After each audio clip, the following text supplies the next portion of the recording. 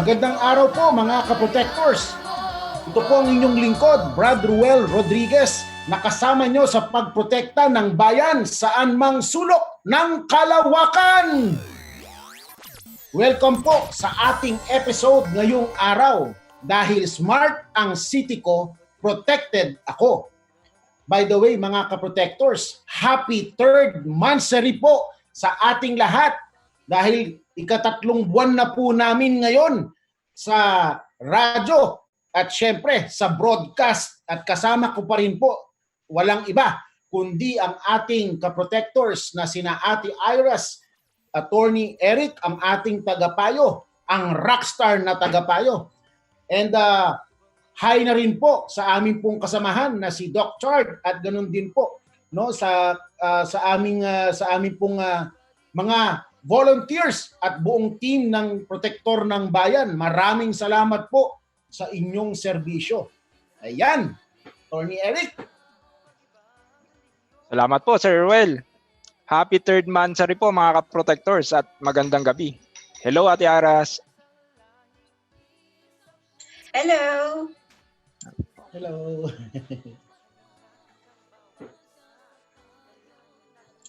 Ako po si Ate Iras and happy third anniversary po mga ka-protectors. Hello po. Hi po sa ating mga ka-protectors sa Luzon, na imbag nga rabii po.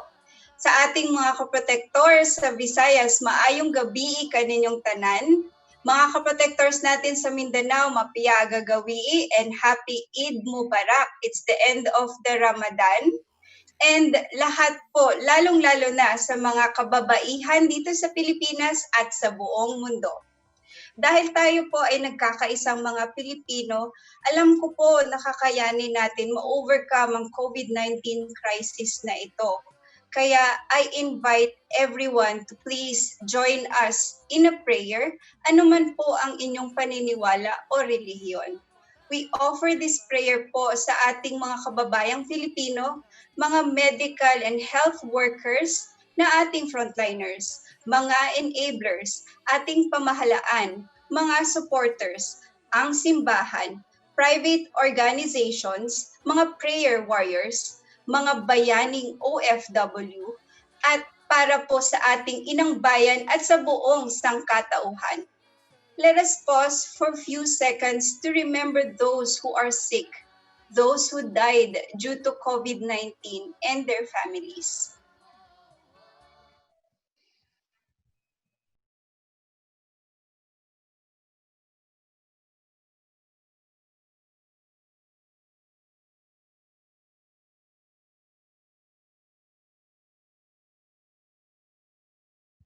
And now, we all pray.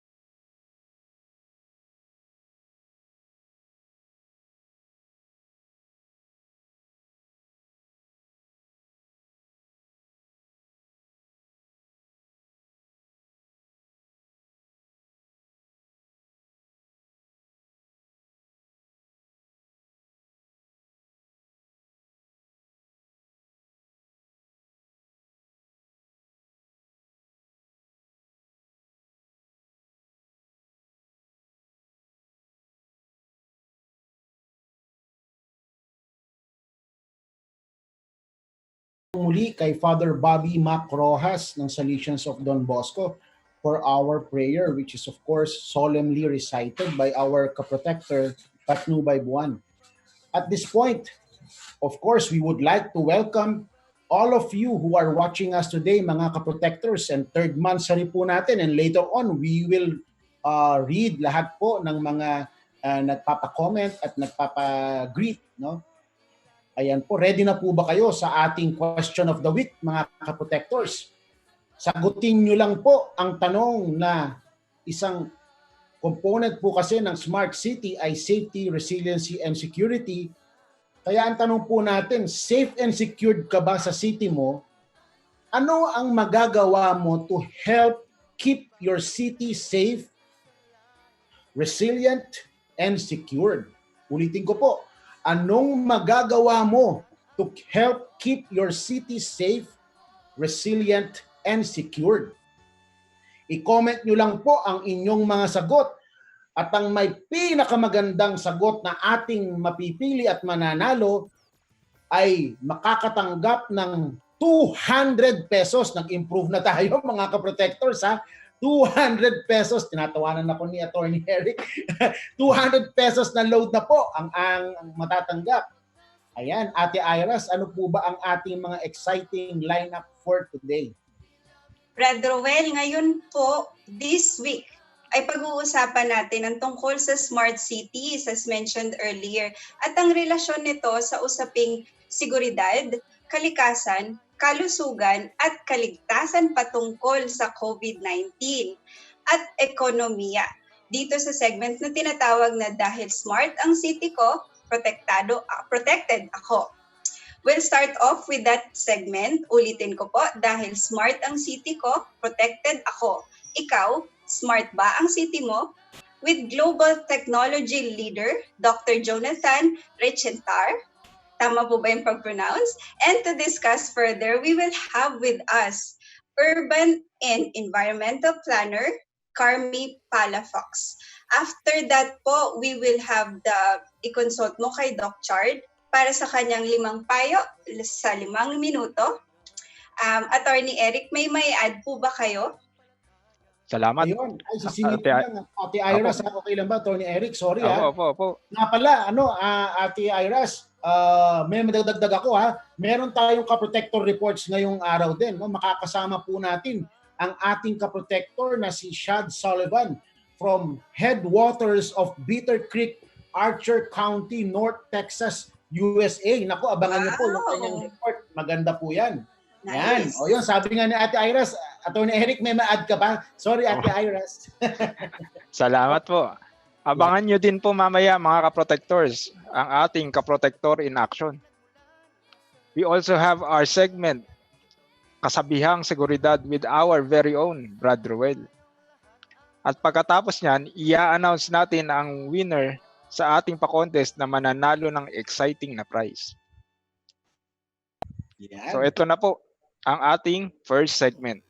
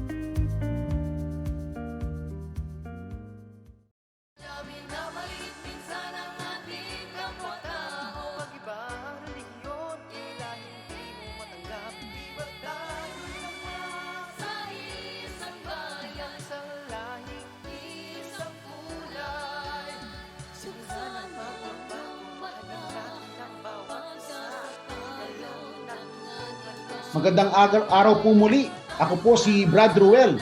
Ngayong araw po, we will talk about smart cities and how it relates to security, environment, health and safety, and also in relation to the COVID-19 pandemic, and of course, the economy. We are indeed very blessed because today we have with us a global technology leader, Dr. Jonathan Reichenthal. You know, co-protectors, Dr. Jonathan Reichenthal is the CEO of Human Future, a global business and technology education, advisory, and investment firm. He is a former Chief Information Officer for the city of Palo Alto, California, and a multiple award-winning technology leader whose 3 decades of career has spanned both in the private and public sectors.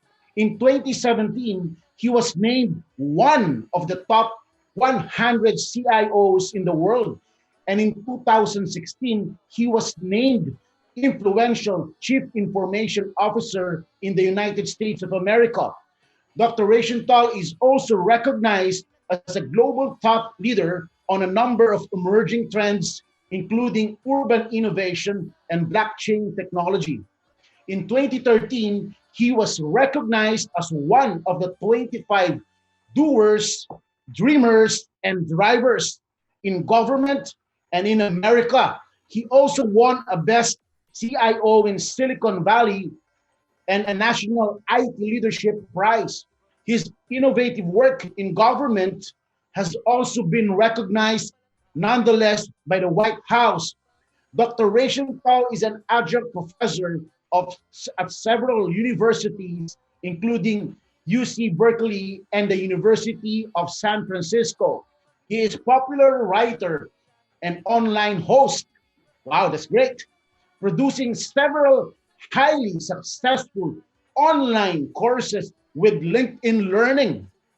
He co-authored the Ops Challenges Playbook, and he is a frequent public speaker on a wide range of technology and business-related topics.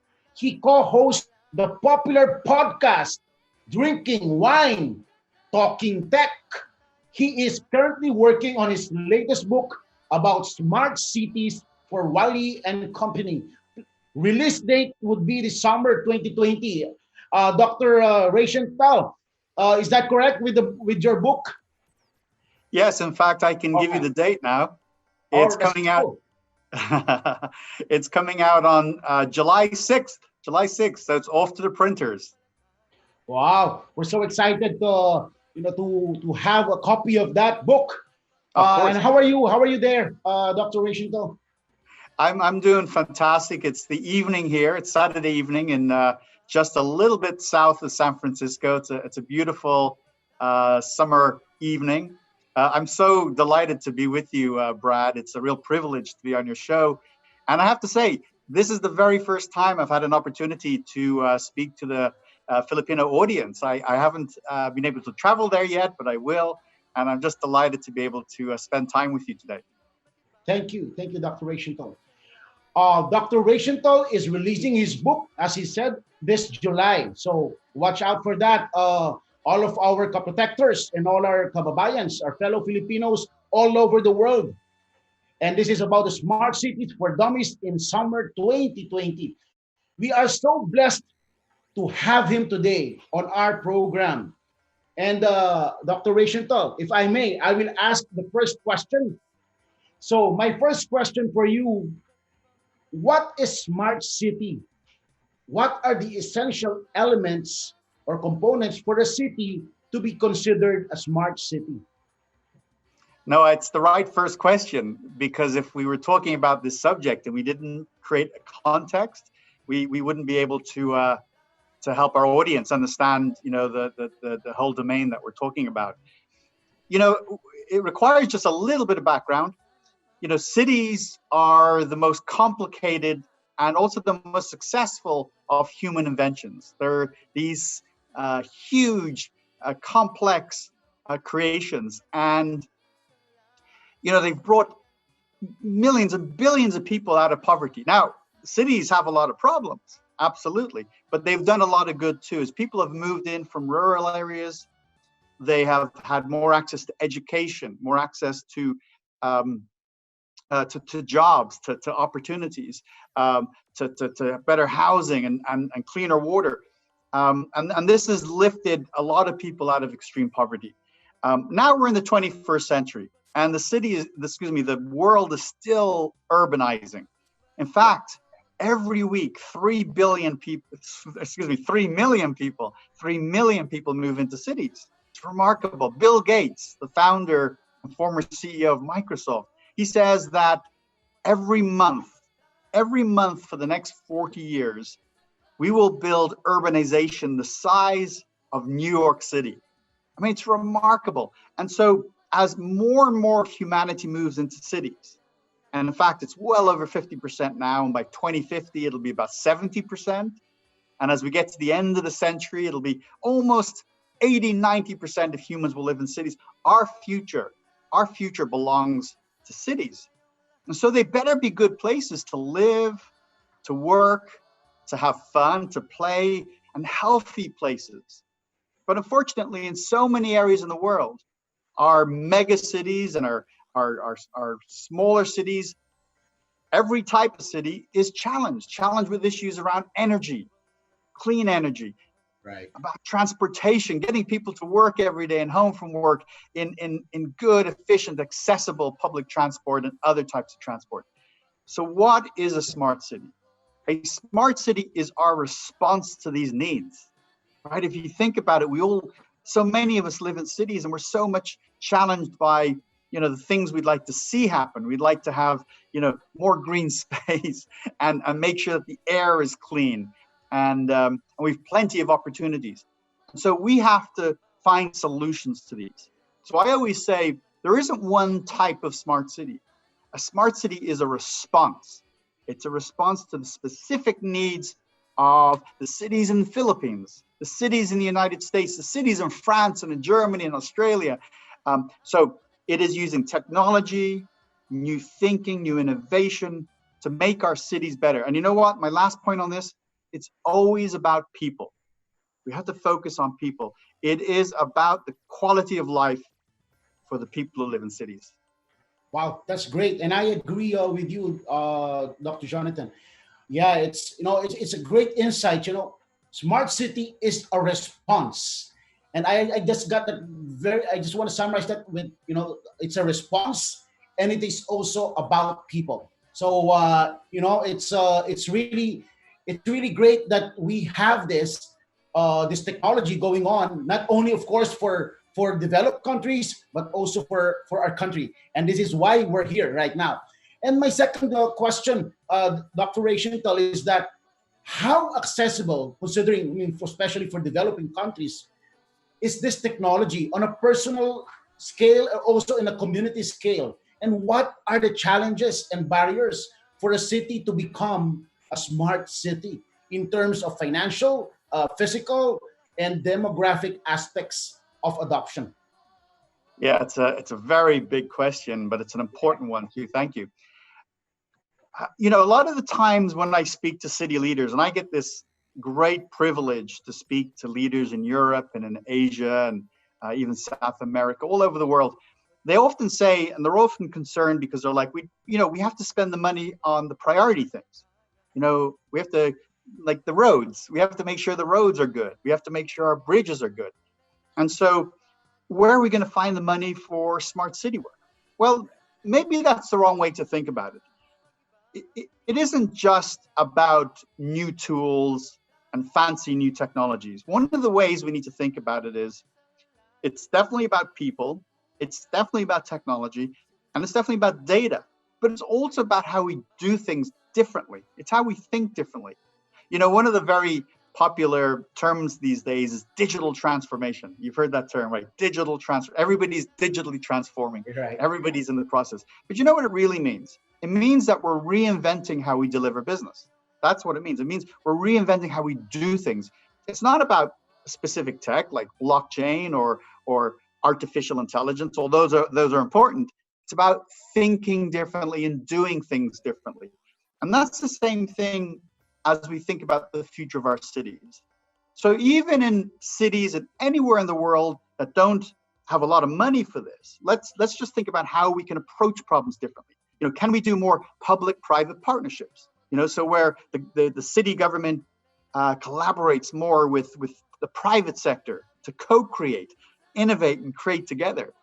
Can there be more partnerships between the community and the city? Sometimes the city can say, hey, you know what, we can't solve this problem, but perhaps there are some, citizen activists or citizen scientists in the community who want to solve a problem. And finally, I would say, one of the things about city life, and I know this because I worked in cities in a city for a long time, is it's always about scarcity. There's never enough time, never enough talent, never enough money, always about scarcity. But you know what?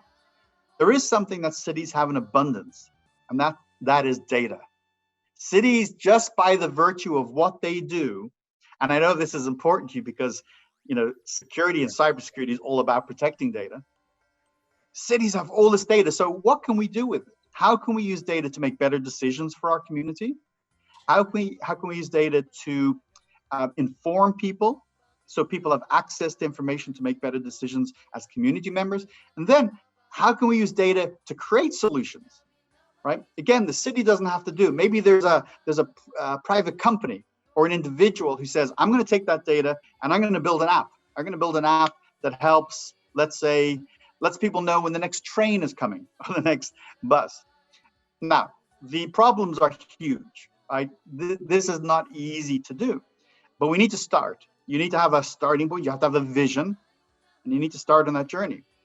So the economic part is difficult. Now, one thing I would say about economics is it's easy to say, innovation and technology innovation costs money, but how about thinking about this? If we spend a bit of money now and we make something more efficient, we can actually reduce costs over the long term.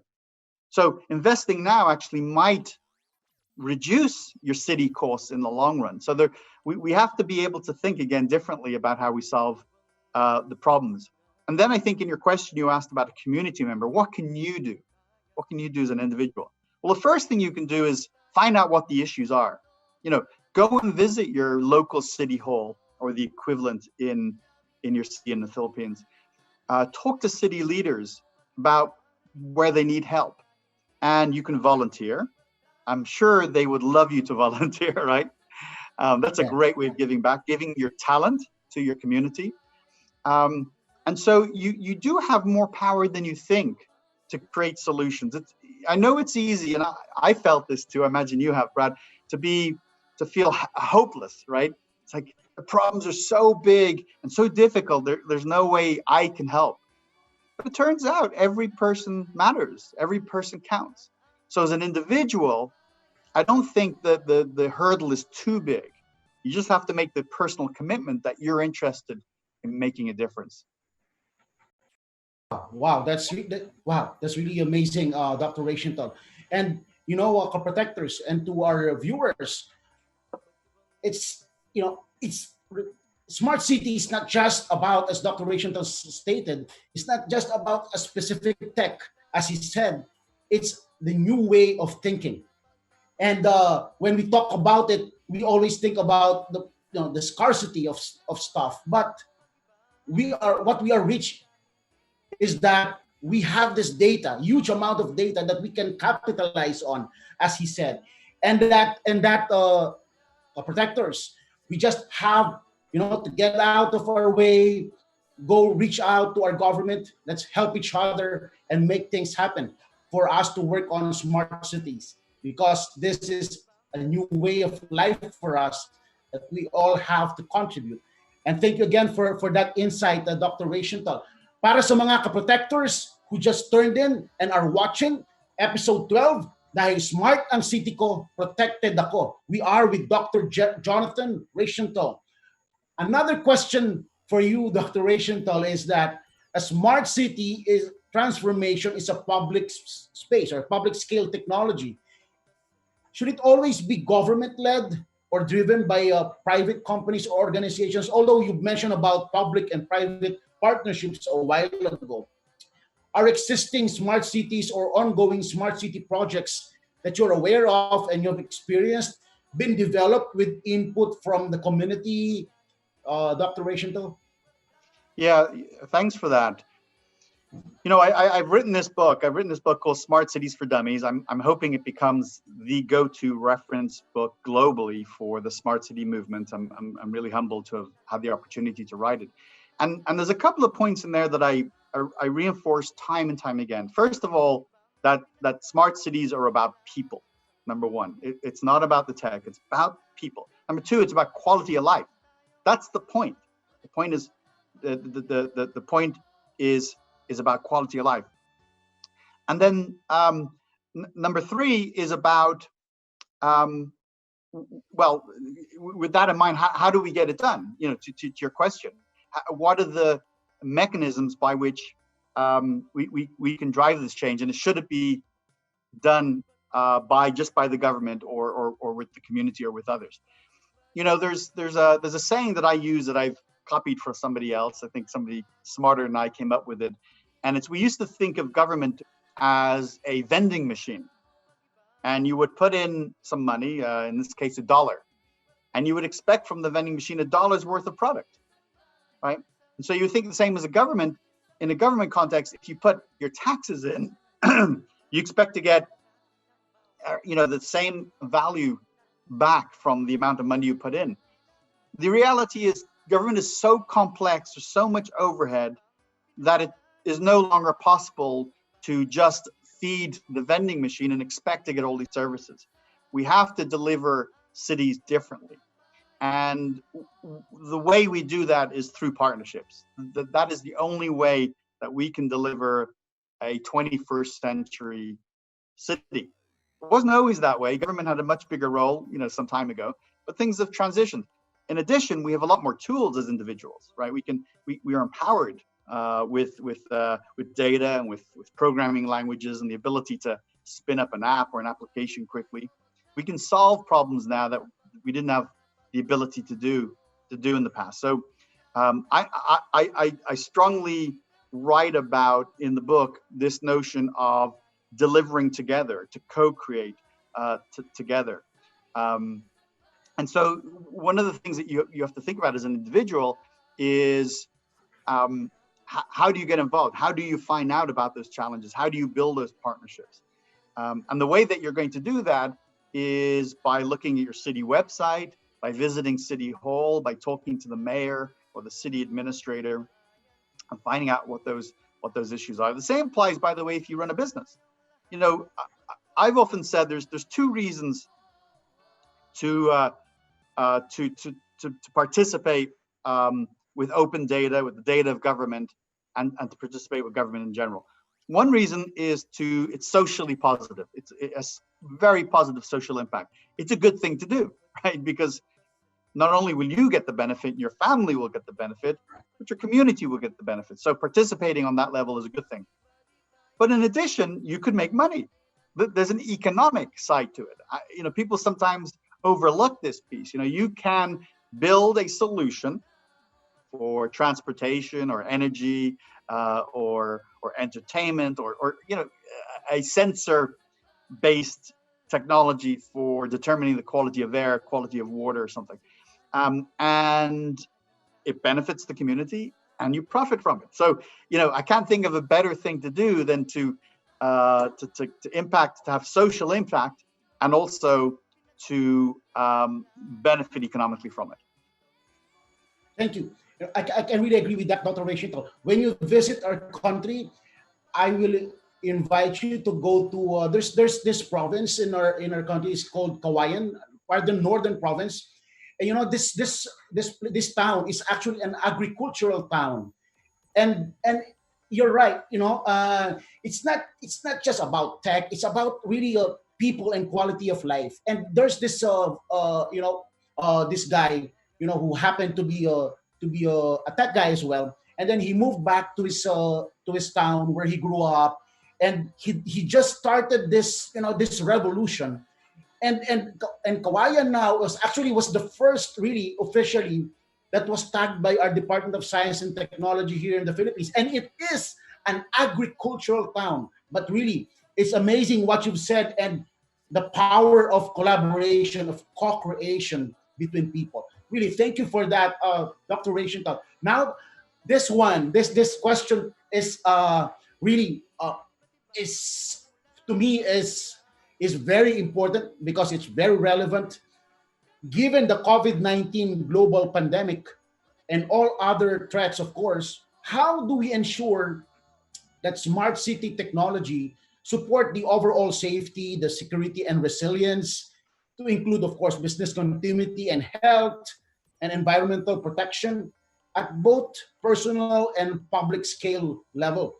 Is COVID-19 or epidemic or whatever pandemic proofing possible? Yeah, so let's recognize that we're in this very unique moment as a world, right? You know, I'm here in the West Coast of the United States, in California, Northern California, just south of San Francisco. You're over there in the Philippines, and we're both going through this very similar and big tragedy, actually. This is a great tragedy. So, you know, it's worth sort of just processing that for a moment to realize the magnitude and the significance of our time. Now, I will say this, look, I'm an optimist, and, you know, if people are watching this, there's a lot of people who are very concerned, a lot of people who are, you know, depressed and concerned about what's going to happen. There will be better times. We will move out of this. There is a better time coming. I believe that strongly. You know, I've been monitoring trends, and I've researched history, and I feel there's strong evidence that we'll get to a better time. But it does suggest that, you know, with everybody living in cities, more and more so, you know, by the middle of this century and beyond, so many of us being born into an urban environment and living out our lives in an urban environment, our communities have to become more resilient, right? More resilient. And when I say resilient, I mean the ability to bounce back when there's a crisis. The ability to bounce back when there's a crisis. This is really key. We know it very well from things like floods, right? You know, we know it here in California because of fires and earthquakes. We have our fair share, fortunately, of big earthquakes, and in the last few years, we've had some devastating fires. You also know it through flooding and hurricanes, your equivalent of hurricanes, and other, you know, extreme weather events. And cities get impacted. Clearly, there's devastation. So when it happens, and we know it's going to happen, we have to be able to bounce back. And that means preparing. That means preparing. So I think that's the key word here. How do we prepare and plan for these things and become more resilient? So something like COVID-19. Now, whilst people have spoken about the possibility of that, and it's interesting when you look back at the videos, you see people saying it's going to happen. Unfortunately, we're human. We would like to think that this is not going to happen, but it happened. And so it's very hard for us sometimes to imagine the possibility and even anticipate it, right? You know, COVID-19 is sort of the worst case scenario in so many ways. And so could we have prepared better? It's hard to know. I mean, we certainly could have had better stockpiles of masks and other protective equipment. And we could have exercised for this eventuality. Now we know about it. This is probably not going to be the last epidemic, and then maybe the next pandemic. So we have to stockpile. We have to be ready in terms of the equipment we need. We need better training in our hospitals, and our communities have to be more engaged in emergency response overall. But let's think even bigger, right? Things are changing. There's no question. I don't know what it's like in the city where you are, Brad, for example, but here where I am, you know, I never ordered food in before from grocery store. I always went to the grocery store, and I like to walk around and choose things on the shelves and pick up the fruit and the vegetables. And when this happened, you know, my girlfriend and I, we were told to shelter in place, not to leave home unless we had to. And we could go to the store, but, you know, we were a little afraid. So I went online, I ordered groceries for the first time, and they came in a few hours. And I was so impressed by the efficiency of that service that I could just go online, and then 2 to 4 hours later, all my groceries will be at my house. So that's the shape of cities evolving. That's our society evolving. I think a lot of deliveries, a lot of things will be delivered as we go into the future, and our cities will have to evolve to accommodate more mechanisms of delivery. That includes, many different forms of transport, but also things like drones. We're going to see the emergence of delivery drones, and so that's one characteristic. I'm not so sure about, for example, long-term social distancing. I do think in the medium to long term a vaccine will happen, or very good therapeutics. So I don't know that this whole idea that perhaps we'll build our roads differently, or our sidewalks, our offices. I don't know. I think temporarily, and it could be a decent amount of time. It could be a year, it could be 2 years. There's some people projecting it's a 3-year life cycle. We don't actually know very well. We just know it'll be a period of time. I think some of the things like social distancing will start to melt away as we have a therapeutics and a vaccine. There's no doubt, though, that our working from home will be significantly more popular. And I don't think even after 2 to 3 years, people are going to be like, I'm ready to go back to the office. There's going to be some people who want to do that, but there's going to be an awful lot of people, probably the majority, who will say, if I can do my job from home, that's a great thing to be able to do. If you work in a factory, or you work in a farm, working from home is not something you can do. But if you are in information work and you can work from home, that's going to impact commercial real estate.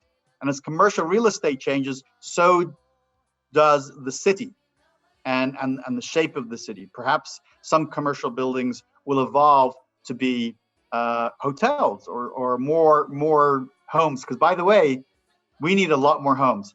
So it's hard to know. There are things we know for sure: the delivery, the telemedicine, working from home. We'll be surprised. There's going to be a lot more video. Then there's going to be things that will probably go back to the way they were. But these things are going to have an impact. These are things that are going to shape our cities. And to this, getting back to the central point in your question, I realize I went off on a little bit of a tangent. We certainly have to be better prepared in terms of supplies, practicing, and becoming more resilient. So cities and their communities need to think now deeply and form groups and tools to be more resilient. To me, that would be the takeaway message. Thank you. Yeah, it is really, resilience is about the ability to bounce back. And for us to have that ability, we have to be prepared. But as I was listening to you, Dr. Rachel, is that what I like about it is the optimism. That after this COVID-19 pandemic, and there will always be pandemic. We had SARS before, and the world survived it. And I agree with you as well with the social distancing. Yeah, that will melt away. I totally agree with that. And Kaprotectors and all our fellow Filipinos and all citizens of the world, this is a challenge that will make us better. And I agree with Dr. Rachel. Things may be different in the way business are being conducted right now and the priorities, but this will only make our society better, our countries and the world better. And that's the best thing that I've got. Really from Jonathan speaking, is considering that we are still in this process. But thank you for that. Dr. Rachel, are we identifying our most urban problems, considering that you said a while ago, it is a response, and developing technology to address them?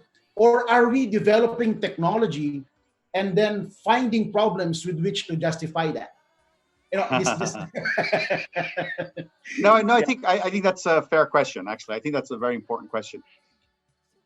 And there is a fair amount of vendors who have developed technology that they would love to convince you that you have a problem that they can solve for you.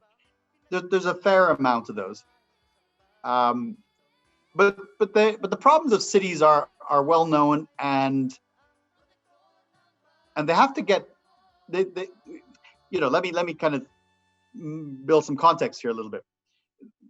One would think there are lots of providers and lots of solutions for cities, And maybe one of the things I'd love to share with your audience is the reality is, number one, there isn't all the solutions yet.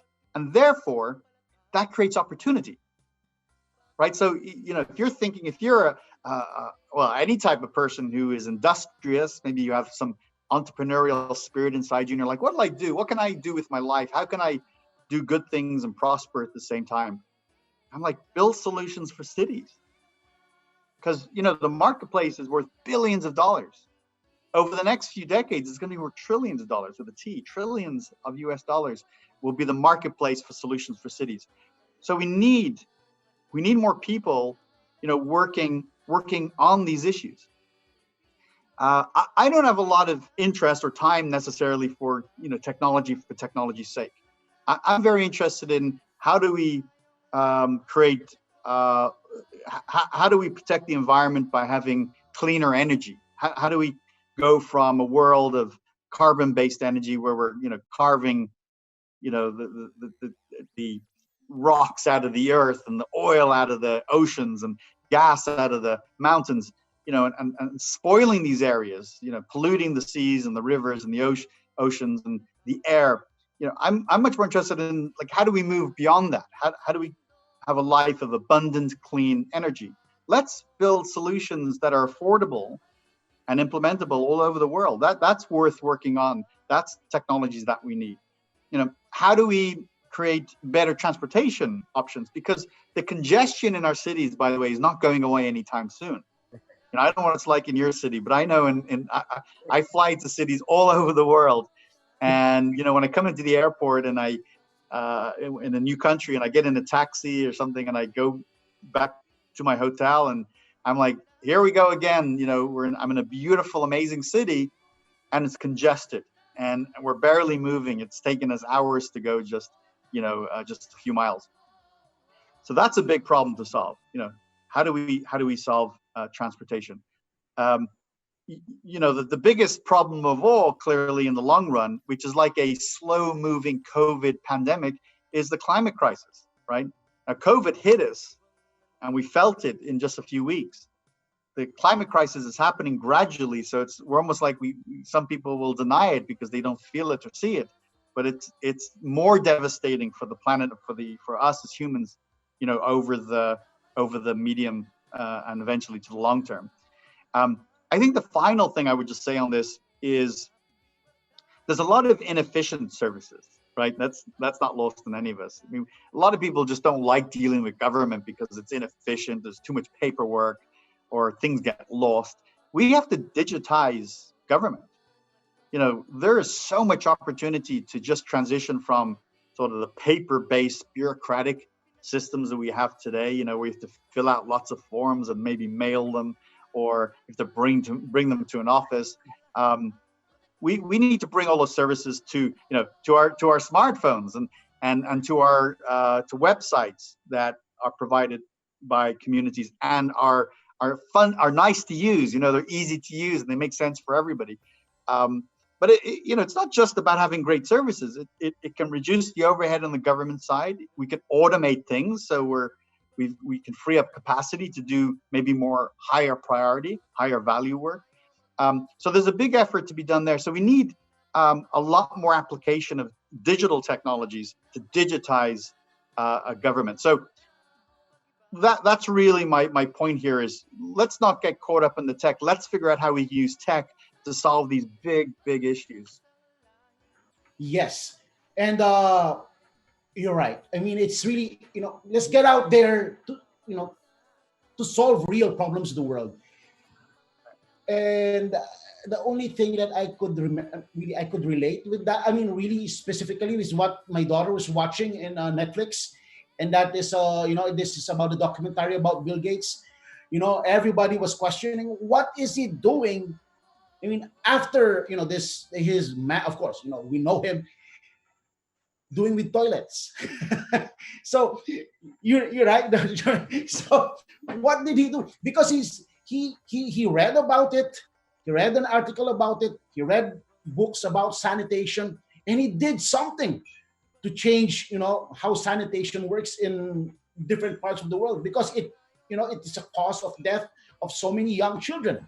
So that's what Dr. Rachel told. I hope I got it right. I mean, in terms of that mindset, and it's just how we really approach things, and what do we prioritize. Do we just build things? I mean, as you said, it's not just about tech. Just in order for us, to just okay, I'll solve your problem. I'll solve that. I solve that. Or you do something that really has value that that can help change the world and the place we live in and be better. And Dr. Rachel, what can you say about the rate of migration of the people? Yeah, this one I really want to dig deeper into this. I mean, really, especially in Southeast Asia. I know you've been with other Asian countries, and of course our country. Um, if there's data, that's great. Toward cloud-based technology in relation to smart city transformation. Yeah, I really want to come out and visit the Philippines. I want to go to the major Yes. cities and the smaller cities. So I'll work with you, Brad, on that.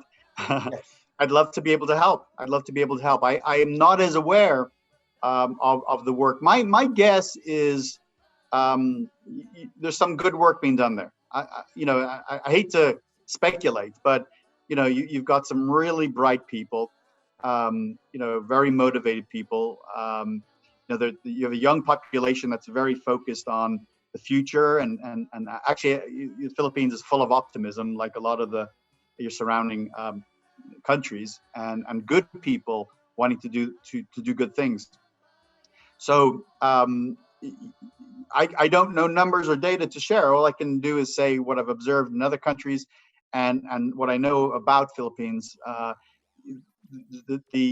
My guess is that in many of the major municipalities, there's some good work being done to determine, how can we best utilize tech and new ways of thinking to reinvent communities. Now, I know there are plenty of challenges that your cities have, and as do many cities in the world, most cities, in fact, and you've got to prioritize those.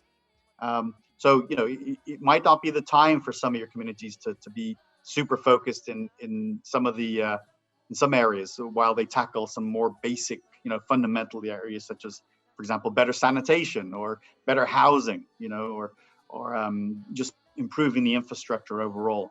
All of these things, by the way, thinking about them and applying new materials, new best practices, they're all smart things to do. I mean, we get caught up in the term smart cities.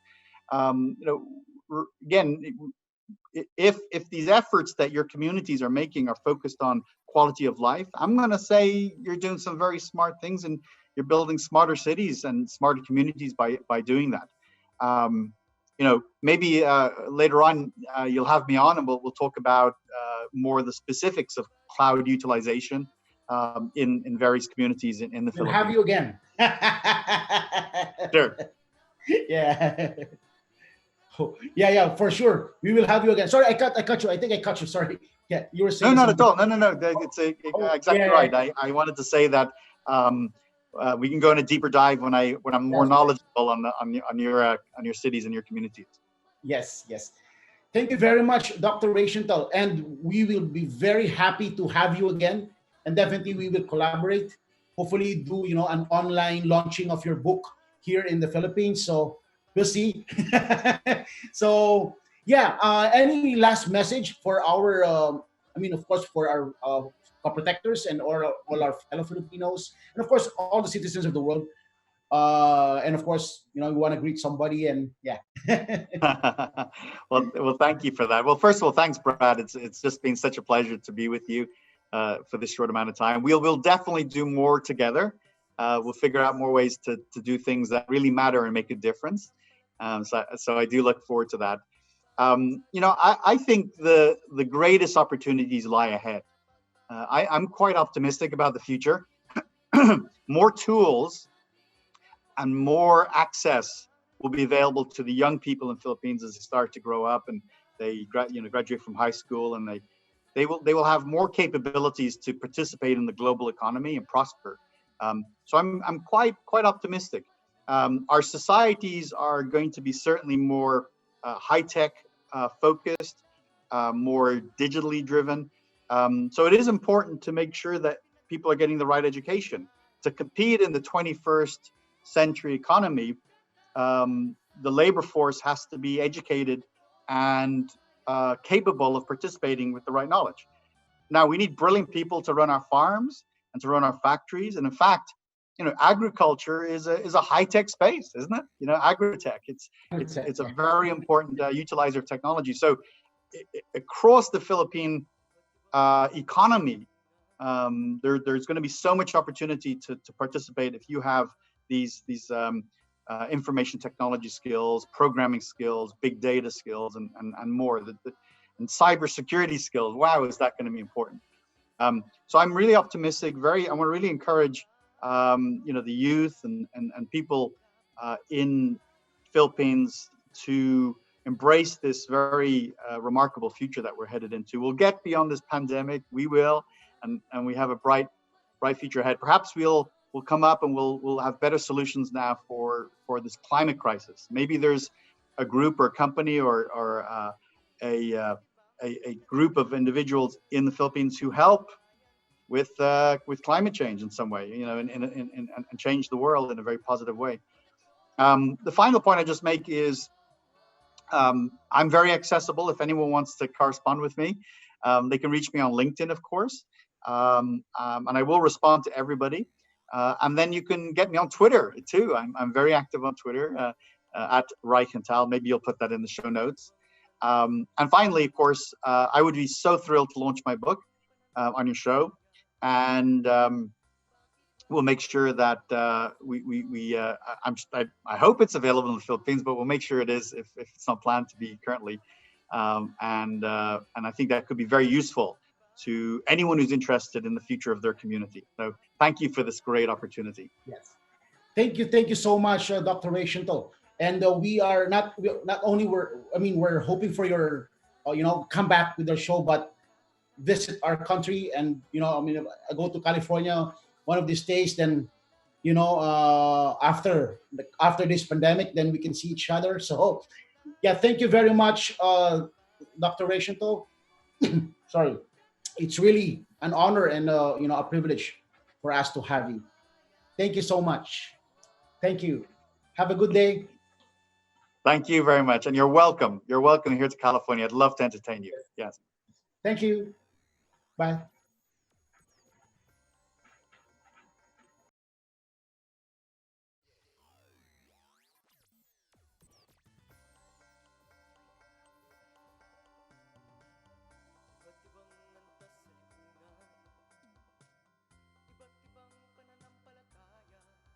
Ayan. Maraming salamat pong muli, Dr. Reichenthal from Palo Alto, California. And for our key takeaways from our discussion, Dr. Reichenthal mentioned that smart city is not just about this tech and this tech, but it's more of transformational thinking, the way we think and the way we act and the way of life. And later on, we will summarize all of this because we have an exciting guest later. And ipagpapatuloy po natin ang smart cities at ang relasyon nito syempre sa usapin ng seguridad, kalikasan, kalusugan at kaligtasan at patungkol na rin syempre sa ating COVID-19 at ekonomiya with our very qualified and really has done great things for society in the Philippines, and makakasama po natin siya, ang ating urban and environmental planner na si Carmi Talafox. Bago tayo magpatuloy sa ating next segment, ako nga po pala uli si ang inyong Brad Ruel, and of course you're watching your favorite Sunday dinner kasalo, ang inyong pinakaabangan at pinakapaboritong programang pangseguridad at kaligtasan, ang inyong protektor ng bayan. Kasama pa rin po natin ang aking mga partners, na sina Ate Iras, and of course ang ating rockstar na tagapayo na si Attorney Eric. At syempre, No, hi na rin po sa ating anchors na sina Doc Chard at si Paring Al Francis at nanonood din sila today. And I would like to shout out lang kina Sir Monsi Serrano na ang kanyang team ng the Philippine Business News is also watching us today. Yan, Ate Iras. Thank you, Brad Roel. Ang dami nating natutunan about smart city. Now we go to our special events. Ngayong buwan po ng Mayo ay ipinagdiriwang natin ang Anti-Graft and Corruption Awareness Month, Proclamation number 591, Series of 2004. Pagpupugay po sa mga magigiting ng mga kawani ng gobyerno, taos-pusong nagsisilbi para sa ating bayan. At syempre, today is the Eid al-Fitr that we are celebrating. Eid al-Fitr is also called the Festival of Breaking the Fast para sa ating mga kapatid na Muslim. Naririnig po natin, bumabati po tayo ng Eid al-Mubarak. So Mubarak means blessed. So it means blessed Festival of Breaking the Fast. As to our special events naman po, pakitingnan naman po ang inyong mga screen. And I'm taking you to Attorney Eric. Salamat po, Ate Iras. Mga ka-protectors, hindi po natin hayaang ma-overcome tayo ng COVID-19 na ito. Kaya may COVID-19 man o wala, tuloy-tuloy po ang ating serbisyo publiko para sa ating bayan. At syempre sa inyo, mga minamahal naming ka-protector. So tutok lang po tuwing linggo mula 6 p.m. to 8 p.m. via Facebook Live. We invite you po mga ka-protectors to like, follow, and share our page to keep you updated on health, environment, security, safety, and economic concerns. And invite your family and friends para mas masaya po. Back to you, Ate Iras. Ayun, mga ka-protectors, pwede nyo pa rin pong i-comment ang inyong sagot sa tanong na isang component ng Smart City ay safety, resiliency, and security. Safe and secured ka ba sa city mo? Magagawa mo to help keep your city safe, resilient, secured. For it to be, wait for it, 200 pesos worth of load. Ayan, masenso na tayo, 200 pesos worth of load na. Ha? Kaya mga ka-protectors, sagutin nyo ang katanungan. Thank you ulit, Ate Iras. Ngayon naman po mga ka-protectors, narito po ang ating hot news of the week. Nakakatuwa po dahil napakadami po talagang willing mag-volunteer upang maghatid po ng balita at impormasyon para po sa ating mga kababayan at nanggagaling po ito sa iba't ibang dako ng Pilipinas, Luzon, Visayas, and Mindanao at ganoon na rin po sa iba't ibang bansa. Noong nakaraang linggo po, nakasama po natin ang ating kaprotektor na si Junil Figuracion mula sa Batangas City. Ngayon naman po, ang kaprotektor reports natin ay magmumula kay kaprotektor Shad Sullivan from Texas, USA.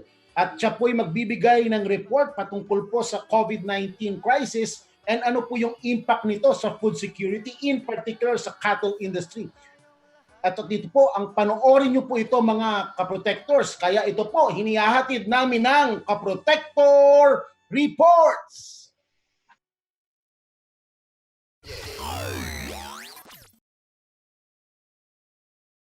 Hey everybody, this is Shad Sullivan coming to you from the headwaters of Bitter Creek, Archer County, North Texas. State officials will be assisting to help identify potential alternative markets if a producer is unable to move animals and, if necessary, advise and assist on depopulation and disposal methods. Ladies and gentlemen, we are plowing under vegetable crops from coast to coast. We are euthanizing millions of chickens. We are aborting sows and burying feeder pigs. We are dumping milk by the hundreds of thousands of gallons, and now they are preparing us to depopulate the fat cattle ready to harvest. Because of a bottleneck created by the effects of COVID, this thing hasn't been created by COVID, but the effects of COVID and the logistics therein, we are in trouble. Our food supply is in trouble, and I am appealing to producers and consumers across the nation to start calling. Yesterday, the first shipment of imported beef from the country of Namibia hit the shores of the United States of America. And yet this morning they are telling us to prepare to euthanize harvest-ready cattle. It is time we get the American people back to work. It is time we get money flowing. It is time we get food on the shelves. Because if you're not concerned about this food supply problem, you better be. We have a huge supply and demand of food across this nation. We can feed the world ourselves, and yet we're destroying our harvests. At the same time, we are importing beef from other countries, beef that is less regulated than our beef, less safe, not as high quality of product, and yet it's happening. At the same time, they are preparing for us to euthanize our harvests. Does that make sense to America? For the last 10 years, we have been pressed to be sustainable. I've said all along, sustainability is a fraud. And right now, we're being forced to destroy our harvests. That doesn't sound like sustainability to me. But it is part of the overall goal to vertically integrate your food system. You see, they cannot have control of the people unless they have control of the food, the water, the land, production. It is time we get back to work. It is time the American people force the government to listen to us. We are of, by, and for the people. This is not Nancy Pelosi's country. This is not Donald Trump's country. This is your country, and you're going to go hungry. We must get regional and local packing houses up and going. Do we have to have those big packing plants? You bet we do, and they need to be running right now. We need help. You as a consumer are in trouble. My dad told me years ago the best thing that would happen to America is if everybody had to sit in the dark, cold, and hungry, and that would wake them up. Well, I think it's coming. We're in a dangerous position, ladies and gentlemen. We need to get inspectors into these small plants. We need to get better inspectors. We need to get going on this today, not tomorrow, today. You need to be calling your legislators. We need to be opening up the country. Your food supply is in danger. Ranchers are going broke every day. We're doing all we can to stay here. We are in crisis in America. This is a crisis. This is a national crisis. And everybody's just sitting back enjoying their time off, enjoying that $1,200, not knowing that overnight you're going to go hungry. It's coming. Ladies and gentlemen, we need your help. We need your help today. Everybody, all hands on deck. It's time. We need you to go to demandUSAbeef.com, sign the petition for country of origin labeling. People want to know where their food comes from. I don't want any beef out of Namibia. I don't want any beef out of Brazil. I want my own beef. I'm blessed to be able to eat my own beef. But a lot of you aren't. And you need the freedom to choose your product. Demand mandatory country of origin labeling. Demand that these people get back to work. Where have our patriots gone? Where are you? I ask you that today. This thing's going to be incredibly tough overnight. It's already tough. You think the shelves were empty 2 weeks ago. You just wait. We have a bottleneck in this processing facility and the logistics in this transportation system of our food supply. You think we're not in trouble? We are. I'm sorry. My tone is so bad. I'm so upset. But we have got to get this going today, ladies and gentlemen. We appreciate your support. Producers, start reaching out to consumers. Forget these associations. Forget all of the corrupt bullcrap that's been going on. We got to put a stop to it too. It's time. My apologies for my tone. I'm worried about my country. Try to make it a good day, you guys. Tayong lahat ang protektor ng bayan.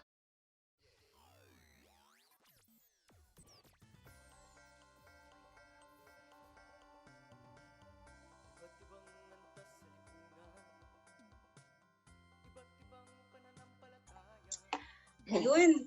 Salamat pong muli sa inyong kaprotector Shad Sullivan from headwaters of Bitter Creek, Archer Country, North Texas, USA.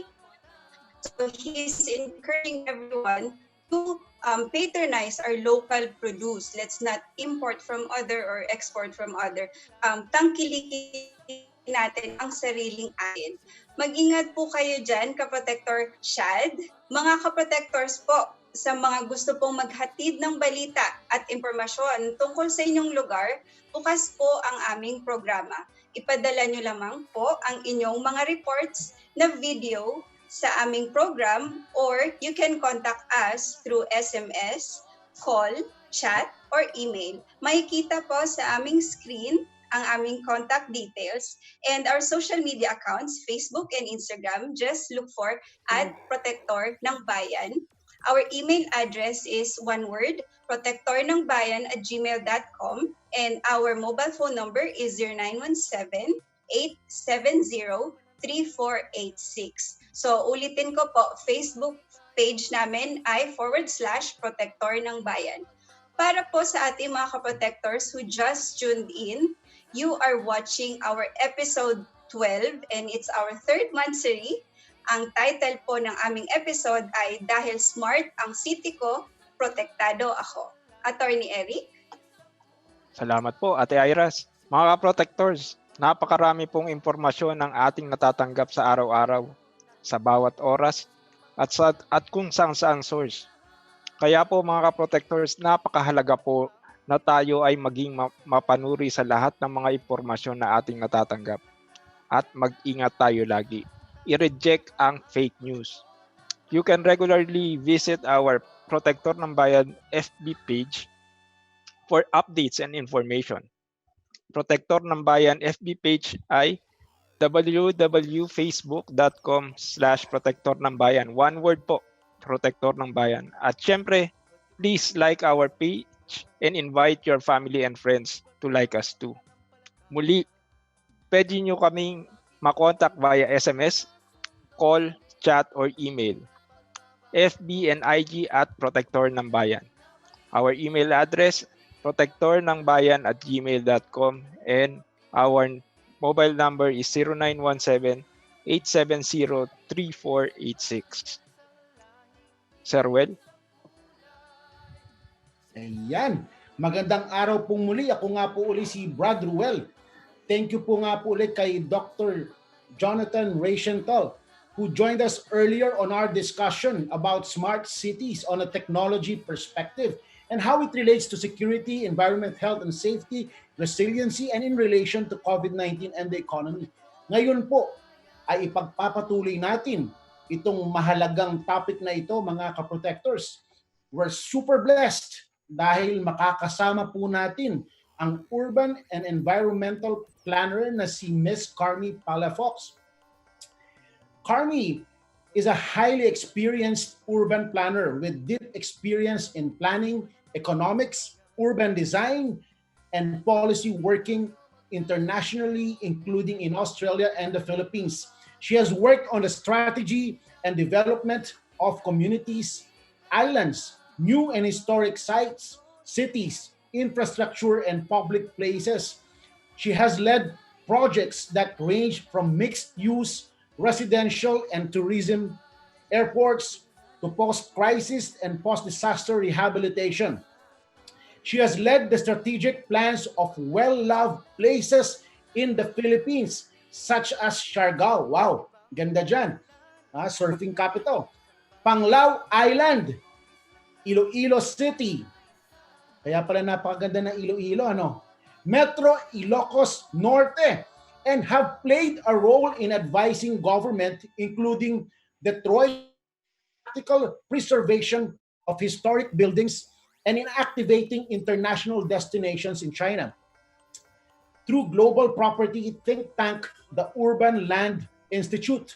Currently, she's based in Sydney and is the associate director at Australian firm Orbis.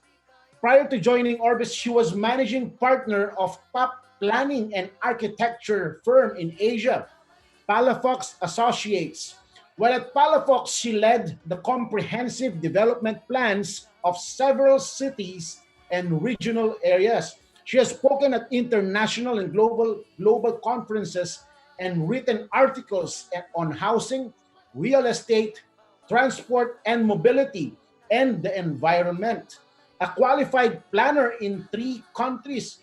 She is a chartered member of the Royal Town Planning Institute in the United Kingdom, a licensed environmental planner, and past National Vice President of the Philippine Institute of Environmental Planners, and an associate member of the Planning Institute of Australia. Harmy is very, very passionate about solving complex problems, urban challenges, whether it be generating more jobs in the countryside, activating places and destinations, upgrading communities from slums, or rebuilding after a natural disaster. She's also involved, actually, mga kaprotectors, even in Marawi. And we have Ate Iris, who is actually from Marawi City. So, yan, Ma'am Carmi. Hi naman po kayo sa ating mga viewers and mga kaprotectors. Hi, Brad Ruel. Thank you for that introduction, and thank you to you, Protector ng Bayan, and I'm looking forward to chatting with you, Iras, and Attorney Eric. So maraming salamat. Good evening. Yes, good evening po.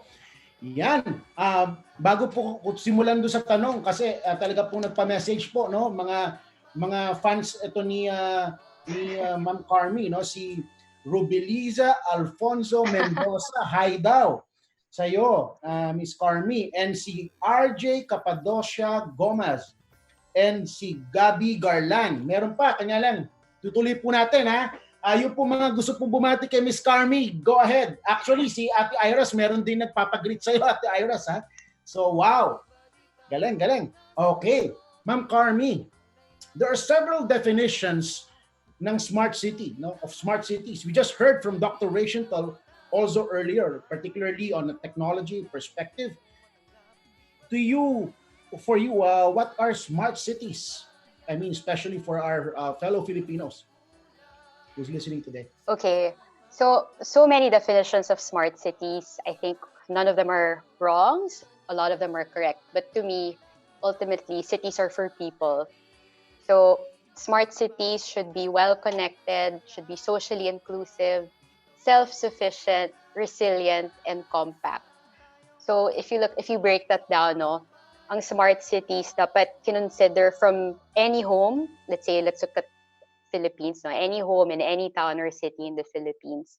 Pag compact siya, ibig sabihin within 20 or 30 minutes, makakapunta ka pa sa place of work mo, sa simbahan mo, or sa mosque mo, or kung ano man ang relihiyon mo, sa grocery, sa supermarket, sa hospital. So dapat well accessible to different amenities. At the same time, parks and open spaces, no?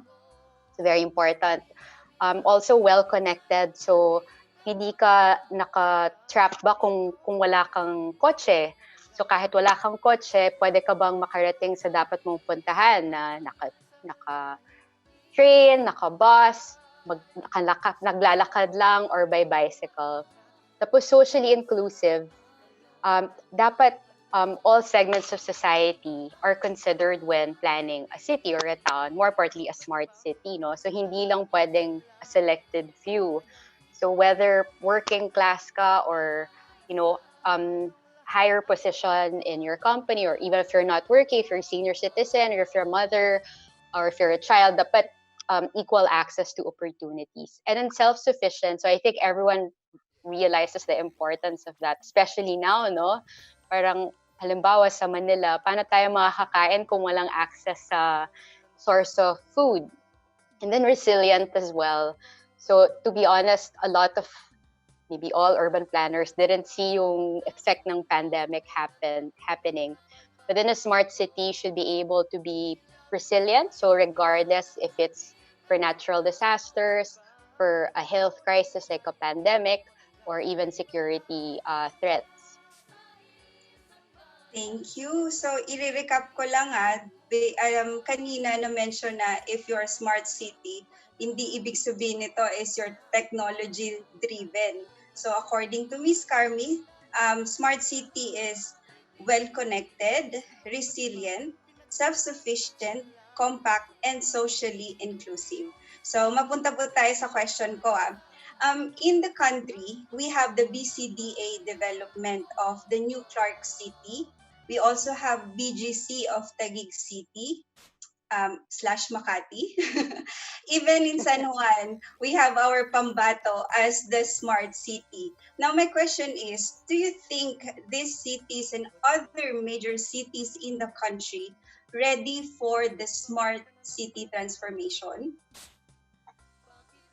I think ready or not, we don't have a choice. And trying to link with what other experts have said, then it's not parang once you get there, smart city ka na. It's always an ongoing process. So of course, when we look at the places you mentioned, like BGC and Makati, of course they're ahead in a lot of elements and a lot of ways compared to several other places. But again, if we go back to my earlier definition, dapat may check lahat yon kung checklist siya. So one, are they inclusive?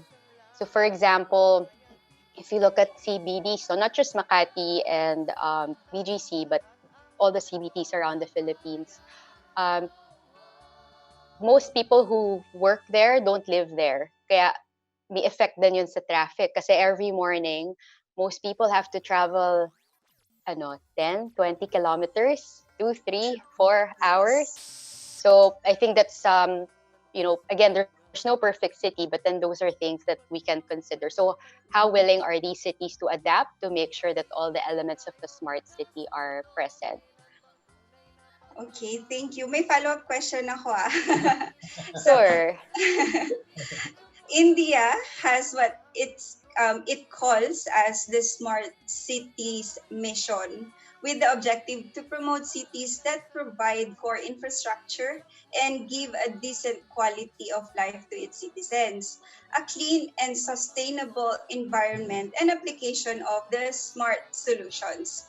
My question is, do you think a uniform approach to smart cities development in our country is better in order to set standards, share best practices, and challenges to minimize repetition of errors and wastages, among others? I definitely agree. So a unified approach is a good approach to smart cities.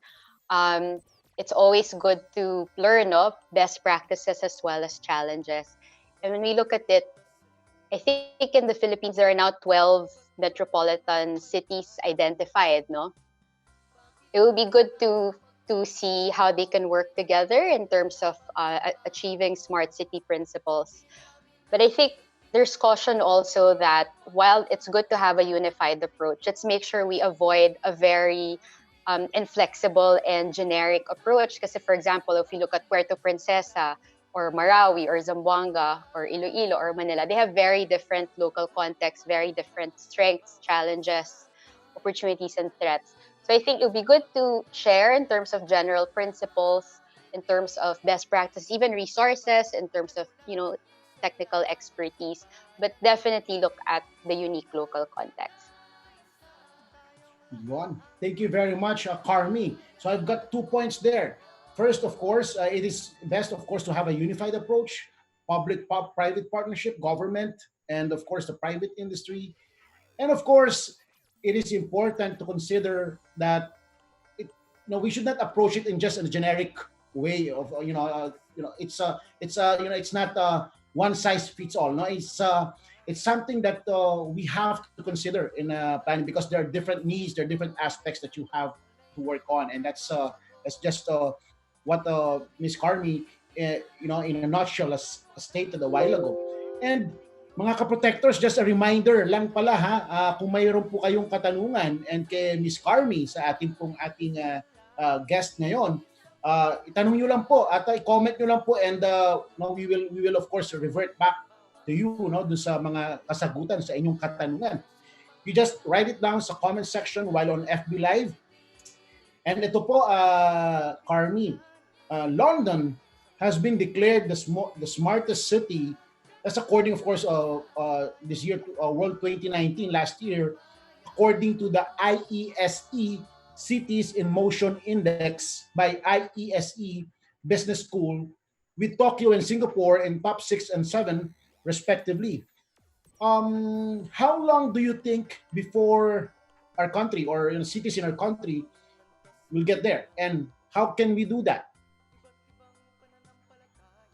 So, of course, how long? I'd like to be optimistic. Because, if we look at certain cities, not exactly in the top 10 from the ESA, the current ESA list, no?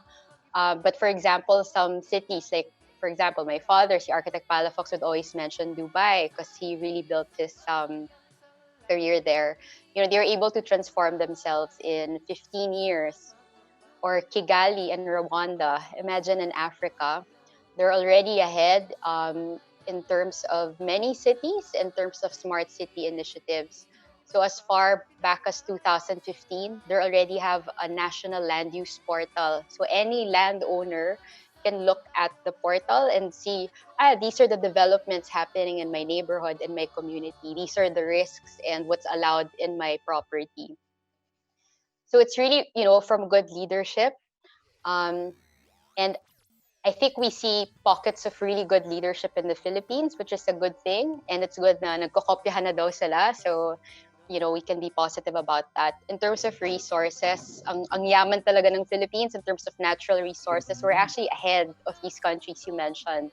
For example, Singapore, they don't have enough water resources. So they actually have a pipe to connect to sources from Malaysia. But sometimes it's in these insufficiencies that countries and cities become innovative. So, for example, Singapore, knowing they don't have enough water, they're reusing wastewater, such that they're in very good quality. You could drink them. I think Filipinos are very entrepreneurial, very innovative. We have good leaders, maybe not everyone, but a lot of them, and it's good that people are becoming more engaged, becoming more vocal about what kind of leaders, cities, and what kind of Philippines we want. So I think that's a very good step, and I think it's a good example also of what makes a smart city, how engaged people are, and how transparent systems and practices are. Meron po akong follow-up question. What can we do Yes. to further promote smart cities development in our country? Okay, so I think how to get there. Well, I'm an urban and environmental planner, so starting with, I think we should really assess our towns and cities. There's obviously an imbalance, so let's make sure how can we help achieve that balance in land uses, no? Let's of course address basic needs because it's hard to get to smart if we can't even address basic needs. So many of Filipinos don't even have access to running water, to decent homes, access to healthcare, education, employment. So I think if you're in a position of influence and power in your business, in your barangay, in your town, in your city, I think you should ask for these from your leaders. Elect better leaders. I think that's one thing we could do as well. Listen to experts. Hindi tayo nagkukulang sa experts. Marami ng urban plans actually na nagawa for several towns and cities in the Philippines. So let's make sure they're heard. One thing I'm always asked about is traffic. So I think, there's a saying na when you're complaining about traffic, you're actually part of the problem because you're sitting in traffic. So if, there's a way for you to walk or to bicycle or even to do some of your transactions online, then better para to lessen your contribution to congestion. Thank you po, Ma'am Carmi. So 15 years ang ina-expect natin before we can get there. Napakatagal pa po Madaling pala. maalala yan. 2035. Tagal ba? And I also agree po dun sa sinabi nyo na dapat magkaroon ng land use policy. Although, alam ko most local government already has or have their land use policy.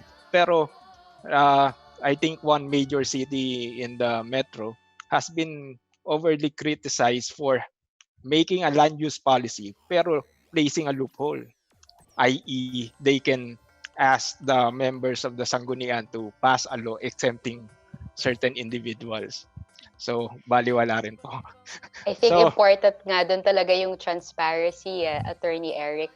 yes, ma'am. Kasi dapat lahat tayo alam natin ano ba yung proposed developments, proposed buildings sa neighborhood. Hindi yung biglang the next morning meron ng sign, may billboard na soon to rise this building. So dapat talaga may transparency. And yun yung importance of technology then, na the more access people have to technology and the more available information is about plans, sana wala nang surprise. Yes, ma'am. So, para sa mga ka-protectors who just tuned in, you are watching episode 12. Dahil smart ang city ko, protected ako. And we are with Ma'am Carmi Palafox. And when we talk about smart city, or shall we say, when we talk about Metro Manila and other major cities such as Cebu and Davao City, we also have to consider transportation and mobility. Smart cities, opo. Smart cities are for the intersection of multiple traffic flows for the transportation of people, goods, and freight. How shall we optimize throughput of such flows and keep the city safe and sustainable, covering people, economy, and the environment, most importantly. Environmental impact, smart cities, and socio-economic development po. Ma'am Carmi. Ang hirap naman ng tanong ni Atty. Eric. Well, very good question. Kaya yan. I think yung very important, Very first, humble. let's define, no? Kasi you said traffic and mobility. So let's differentiate traffic, mobility, accessibility from each other, no? When you say traffic, movement of vehicles. When you say mobility, movement of people and goods. So meaning movement of people and goods that usually go into these vehicles or into freight, as you mentioned. And then accessibility, ability to gain access to services.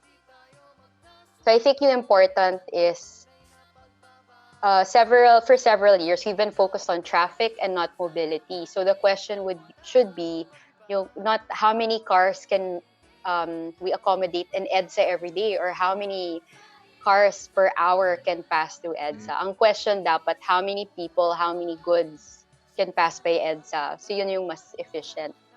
Pero even more important is, in terms of accessibility, are you okay? Yes, ma'am. In terms of accessibility, prior ability to gain access to services. Kaya yun yung importance rin ng technology. Baka several services, hindi mo kailangan puntahan physically, baka pwedeng online. So I think yun yung important doon. So if we focus muna on transport and mobility, I think important is one, napaka-congested in certain areas kasi most services and amenities are focused sa Manila. For example, yung port ng Manila, ilang taon nang recommenda, for example, ang good economists from UANP, why not improve Batangas City Port? Why not improve other ports around the country like Quezon Port din, para hindi lahat galing sa Manila, hindi lahat kailangan pumunta sa Manila. Or even government offices, bakit kailangan lahat sila nasa Quezon City or Manila? Saka bakit lahat ng transactions nila kailangan mo puntahan? So for example, kasi OFW din ako, no? So dumaan ako sa POE, tatlong balik ako. Tapos yung mga ibang kasama ko from all over the Philippines just to get the permit. So I think, there are some transactions we can avoid. Tapos to help address traffic, na hindi kailangan lahat nasa daanan kung yung ibang services natin available online. Salamat po. Ma'am And Carmi, sorry, sumingit back ako. Sinabi kasi Ah. bakit lahat nasa Quezon City? Kasi daw ngayon ililipat na daw sa BGC. Joke lang po. Parang totoo yun, Brad Roel. Parang papunta ng BGC. Sorry, Mas sumingit lalo tayong na-traffic doon. Pero back to your question, yun nga, yung mobility and traffic. I think priority talaga din yung public transport. I think alam na nating lahat yan eh. Pero how can we really prioritize public transport, hindi cars. So every year daw, 20% more cars ang binibili sa Metro Manila. Eh yung mga kalsada natin hindi naman lumalaki ng 20% every year. So talagang may mismatch doon. Thank you po. So nasagot na rin po yung akin supposed follow-up question. So hindi po yung congestion lang yung dapat i-address, kundi kasama yung accessibility and mobility ng problem. And yung yung urban planning in the first place, kasi imbalance yung land uses. So dapat hindi lahat ng amenities, services nasa isang lugar yung dapat i-distribute natin lahat yun. So halimbawa, ngayon ang mainit na narinig natin palagi yung Balik Probinsya program. Tingnan natin, ano ba yung mga malalapit sa Metro Manila? Batangas, Rizal. Dapat lahat ng mga lugar na yun, may kanika nilang mga CBD para hindi lahat kailangan, every morning pumupuntang Makati, Quezon City, Pasig. Tapos every afternoon na naman kaya nagta-traffic. Sana mas mabalance natin yung amenities and services. Yes, ma'am. Dapat mas maraming city center. Sir Ruel? Yun, salamat. Oo, pero ito lang, marami talaga nagpapabati kay Miss Carmi. Babasahin ko lang po ha, mga ka-protectors. Ulitin ko lang kasi umulit si Gabby Garland, Ray Bayo, mga Mikey Ramos, Det Almendras Jacob, Kevin Gomez, Abby Bravo, and syempre si Elizar Sabinay Jr. Grabe talaga, maraming fans club si Miss Carmi. Huwag po kayo mag-alala. Protectors, pagka po umokay si Miss Carmi for next week, nako, naka-line up po ulit siya. Yan. Part 2. Part 2, oo. Now is that, just to summarize, although nag-summarize na kayo na si Attorney Eric, no, pero I just want to emphasize, it's really cool, no, kasi it's TMA, no? When we talk about that, Ms. Carmi defined that. No, traffic is about just focus on vehicles. Mobility is food and of course people. Accessibility is the ability to gain access to services.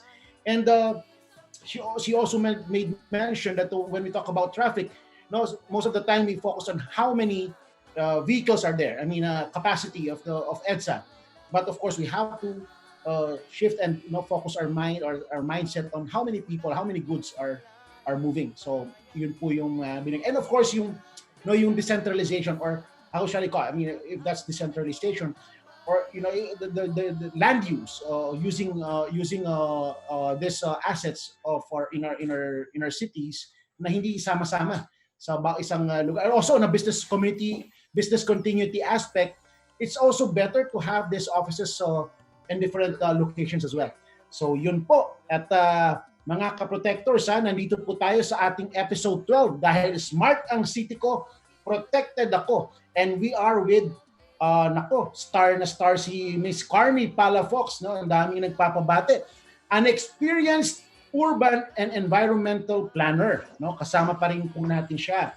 Miss Carmi, ito po yung aking tanong, no? How will towns and cities change due to the progressing global warming? Yun po. I'll just follow it through. I think it's very important just to remind us of stats, no?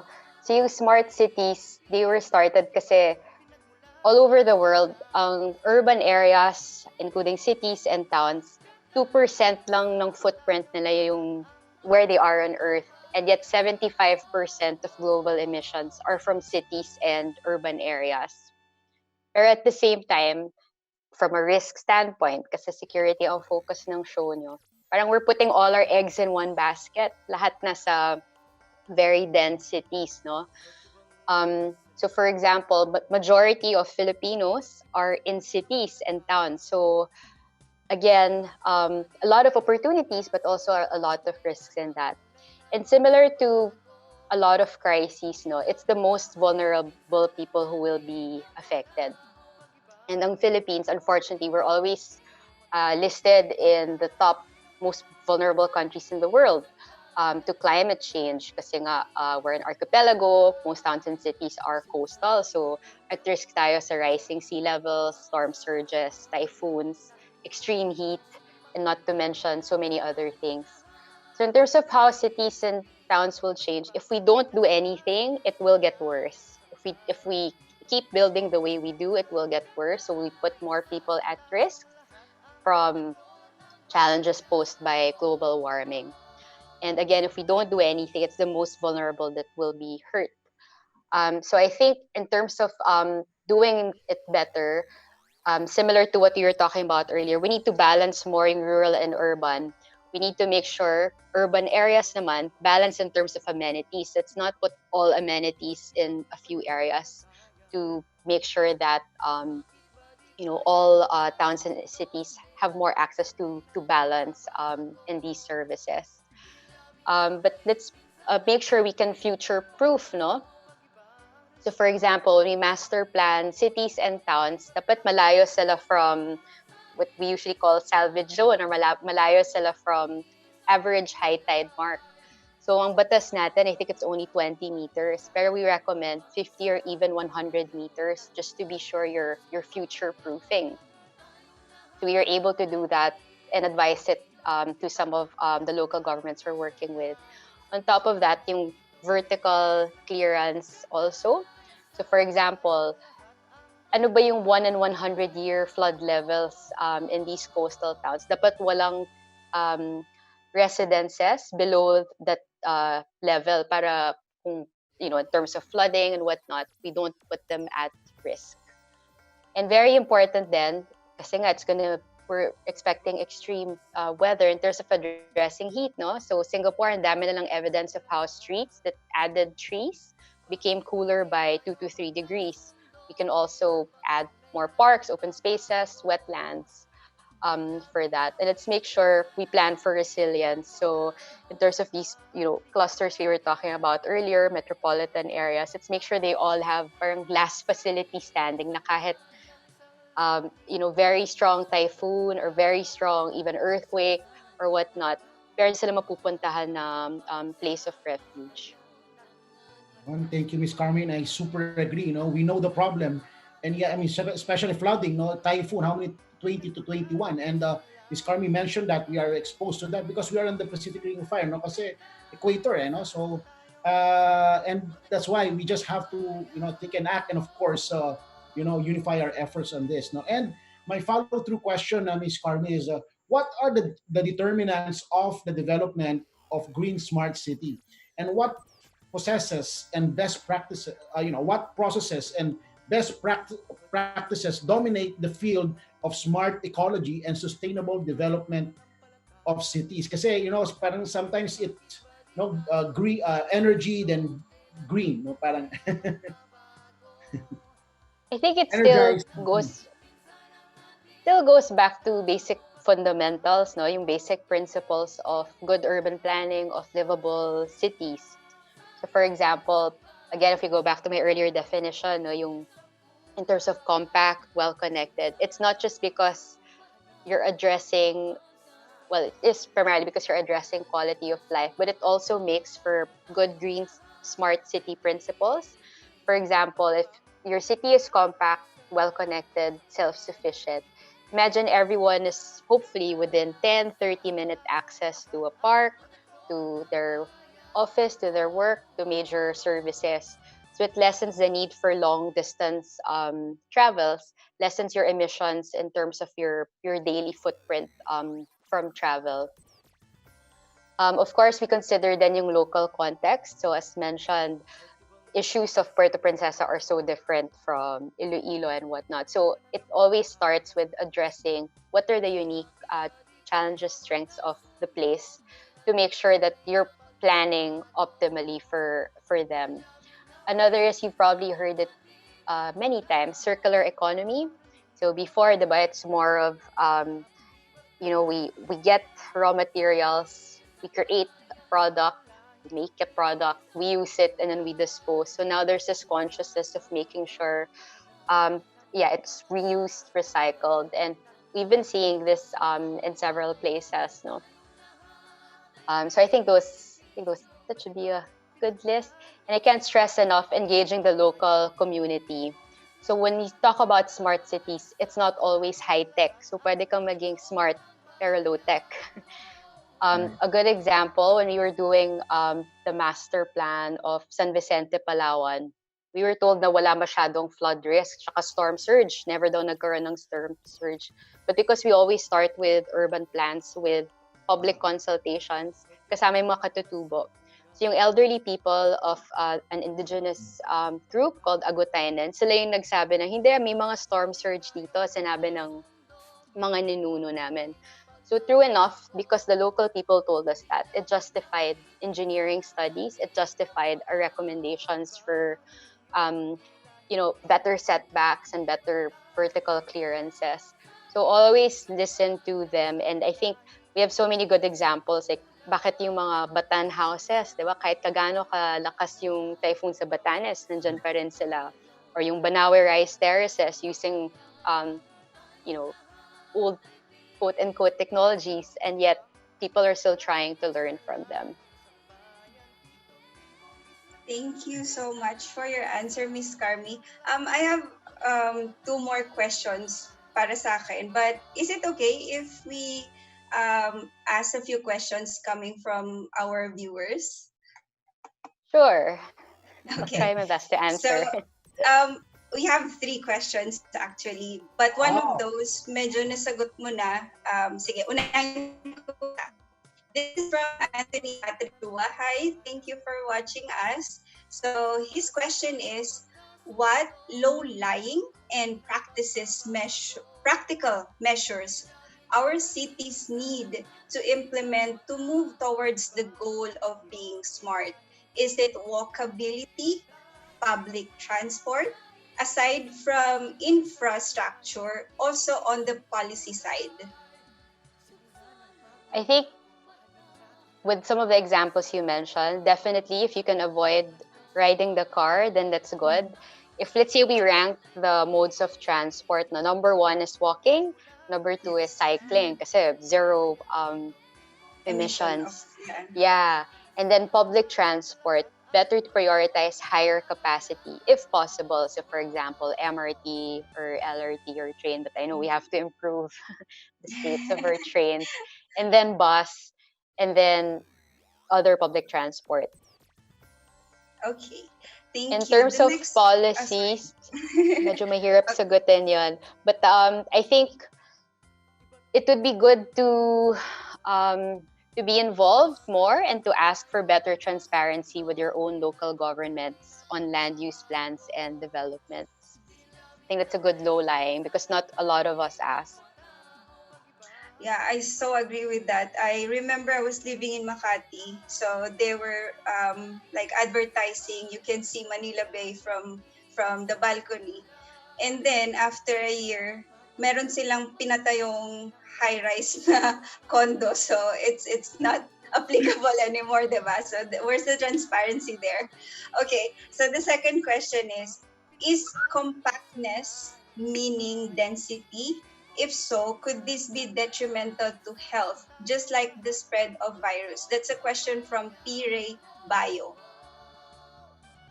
I know Mr. Ray Bio, and it's a really good question. He's also an environmental planner.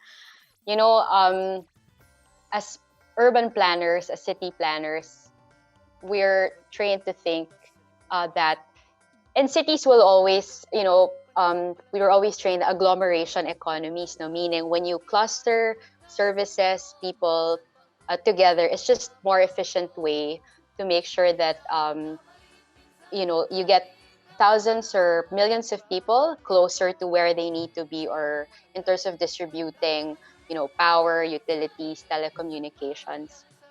But at the same time, when you have a 1 in 100 year scenario like the pandemic, it makes people question, like, is it really? Because a lot of challenges come from living in dense cities. The thing is, though, it's easier to access healthcare in dense cities. But at the same time, when we do create dense cities, let's make sure that services grow at the same rate. So So not just with healthcare. So for example, we have standards. Each LURB has standards with all plants. You have certain number of beds considering your count in population. So let's make sure that's balanced out in the same way that other services should be balanced out with increasing density. But I think with COVID, people are rethinking what's an optimal density. So maybe there could be a balancing out. So back to what we were talking about earlier, and maybe certain regional centers or other metropolitan areas that's not Manila, Cebu, or Davao, they could become quite higher. But hopefully, we consider better, social distancing requirements, and again, sufficient services, including public transport, healthcare. Telecoms is very important as well. It's so basic, but it's one of those that is causing bigger inequality because several places don't have equal access to telecoms. And how can we do it, especially in times like these? So I think it's not the death of cities, but definitely we're rethinking what optimal densities should be for Philippine cities. There's someone who commented from Arvin Capacillo. He said location of different offices. So that also depends, especially of foreign investors kasi gusto nila malapit sa international airport at mga hotels. So it's kind of relevant to what you said. Last question from the viewer. So what is your expectations to the creation of DSHUD? This is from Elizar Sabinay Jr. So for 4 years, I was actually a land use planning consultant of Senator J.V. Ejercito. So I'm really proud to say I was in his team, and he and his legal team really studied, because it's so how do you call it? Not connected. It's so siloed, no? There's one group in terms of the NHA, in terms of HLURB. So ang daming offices and agencies, but no unified approach to addressing housing and urban development. So yes, I do have high expectations, but I hope it really happens because hopefully with that, will create smarter cities and more integrated, and hopefully it would pave the way for an integrated land use policy, integrated technologies and resources, and para hindi na kanya-kanya and no clear standard of what's good and what's not. Nako, sorry talaga, may isa pang humabol na question. Actually, ang dami. Ang dami. Yeah. Classmate ko sa Don Bosco yan, si Arvin. Hi, Brother Arvin Capacillo. Thank you. Ang daming tanong, bro. So, last question, hopefully. Pero it's okay, guys. Just keep on keep asking your questions. If we cannot answer it today, we can definitely discuss it on the next episode. This is a question again for Miss Carmi from May L. Mac Response. Metro Cagayan de Oro in Mindanao is envisioned to become the 4th metro in the Philippines. What lessons learned from the existing 3 metros can you share with the proposed metro?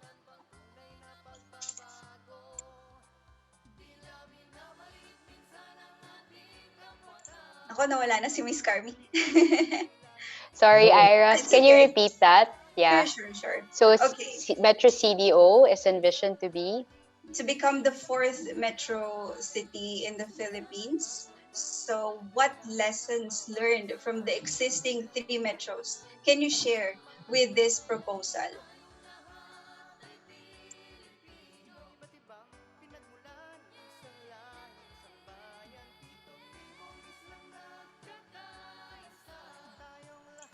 Did you get that, or I think so? Yeah, I think a really good example is to look at Metro Iloilo.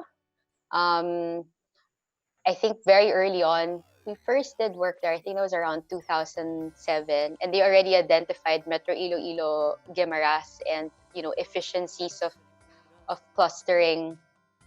So it started with, they had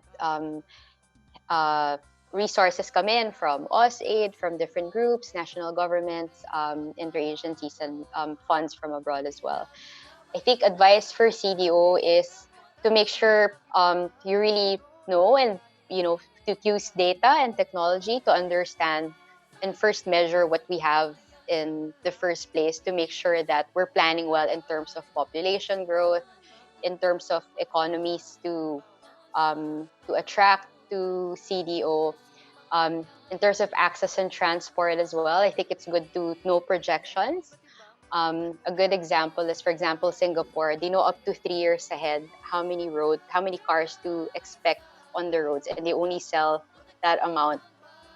So I think that's a good place to start, really understanding the local context and planning for that kind of growth. Okay, thank you so much for answering the questions of our viewers. So, marami Ate po Iras. kayong fans. Ate Iras, oo nga, ang Yes dami po. pa, Ate Iras. Okay lang? Yes po. Oo, Yep. para medyo may break lang. Alam ko, ang daming tanong para Kaya nga Miss Carmi. Ngayon po, mga ka-protectors, no? Tayo naman po ay tutungo sa ating pong mga ka-protectors, no, na tumutulong or yung may nangangailangan ng tulong. At ngayon po, mga ka-protectors, ay makakasama po natin, no, na panoorin niyo po ito, mga ka-protectors, no, sapagkat makakasama po natin sa pag-aksyon, no, ang ating pong ka-protectors in action. Isang organisasyon na binubuo ng nasa 1,500 siklista sa Metro Manila. Tatlo kasi yung aming cause. So of course, with biking, we promote health or kalusugan. Then with biking then, we promote environment or kalikasan. And then with that, added namin yung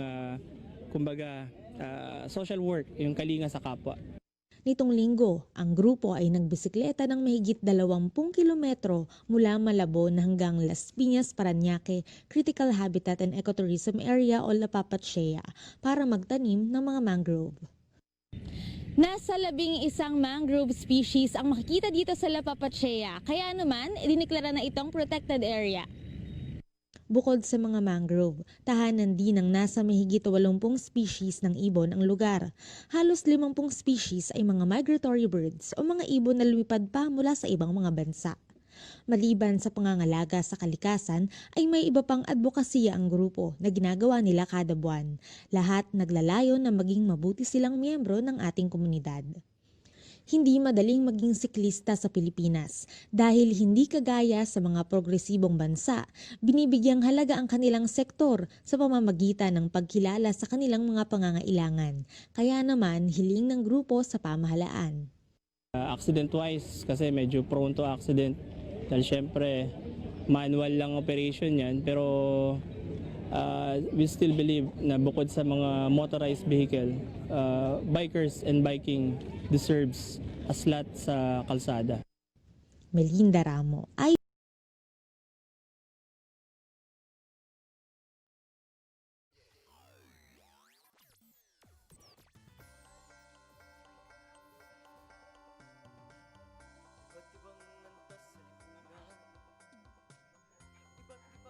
at Ate Iras or Attorney Eric? Ayun. So, Yeah. medyo naputol yung video but we see the advocate. So, kaya mga ka-protectors, do you have a similar story? Paano mo isinasabuhay ang pagiging protector ng bayan in your own way? Tell us about your cause, whether it's a group, organization, or you as an individual. Or kung may kakilala kayong medyo shy, mag-send. Pwede po kayo mag-send on his behalf or her behalf as long as may consent naman siya. Share your story and inspire us, lahat ng mga ka-protectors na makakapanood in our country and the whole world through your noble intentions executed into action. For we are all ka-protectors in action. Kanina po may tinanong kami sa inyo, isang component ng smart city ay safety, resiliency, and security. Safe and secured ka ba sa city mo? Anong magagawa mo to keep your city safe, resilient, and secured? Thank you for answering the questions. Babasahin po namin yun maya-maya. Balik po natin kay Brad Roel.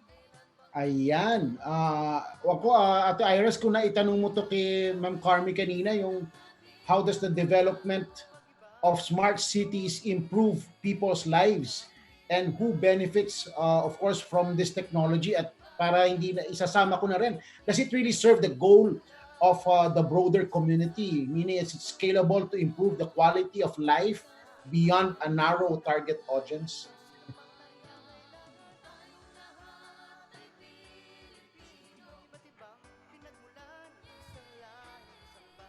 Hi, Miss Carmi.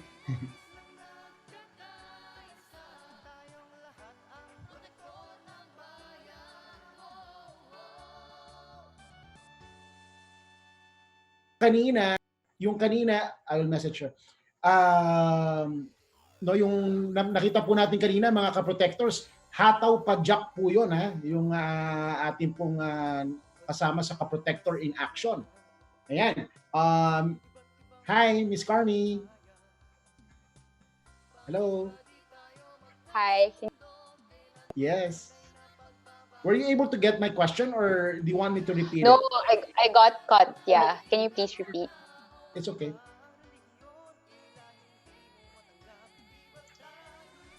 Repeat, Brad Roel. Question. All right, sorry. Ma'am Carmi, how does the development of smart cities improve people's lives? Although this was already answered a while ago, but I'd rather focus on the other one. No? Of course, now benefiting from this technology, does it really serve the goal of the broader community? Is it really scalable to improve the quality of life beyond the narrow target audience?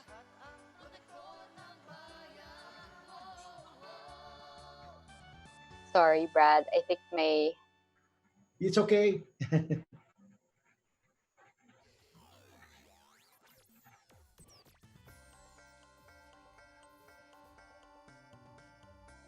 Okay, then, mga ka-protectors, no? We are so blessed, no, today because we were able to... Hello, Miss Carmi? Can you hear us? Hello? Hello? Now I can. All right, cool. Do you want me to repeat it? Yes, because I didn't hear it. All right, okay, sure. Yeah, speaking about, of course, smart cities, on the beneficiary of this technology, does it really serve the goal of the broader community? Meaning, is it scalable to improve the quality of life beyond the narrow target audience? Definitely, it's scalable. I think from what we discussed this evening, we can even address these principles at the barangay level, at the LGU level. And again, as long as we don't have generic and inflexible tools, then regardless of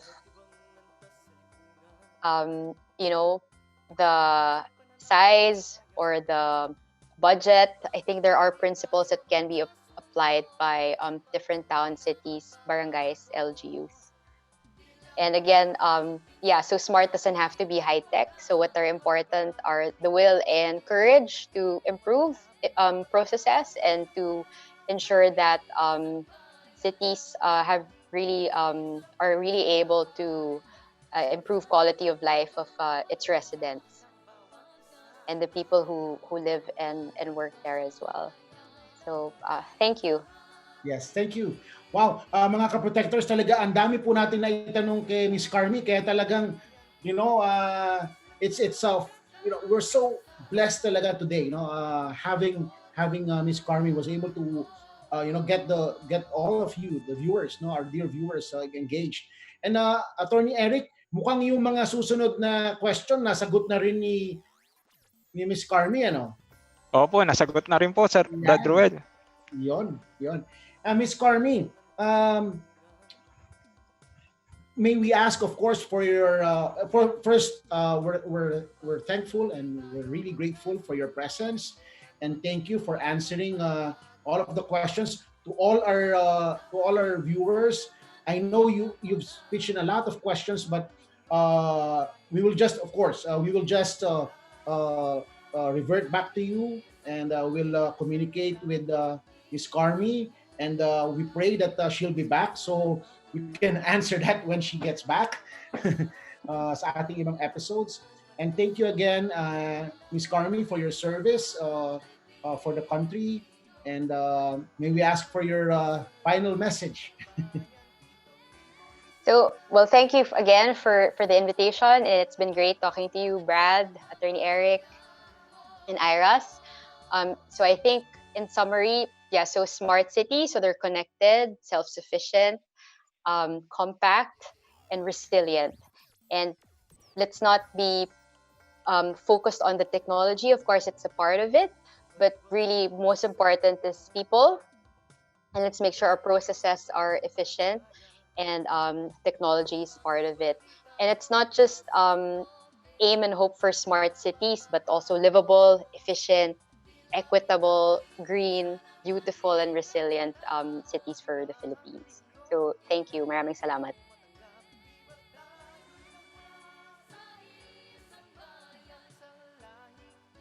Naka-mute pala ako. Salamat po, Miss Carmi. And thank you very much for your time. God bless you. Thank you. Bye. Thank you. Bye. Thank you.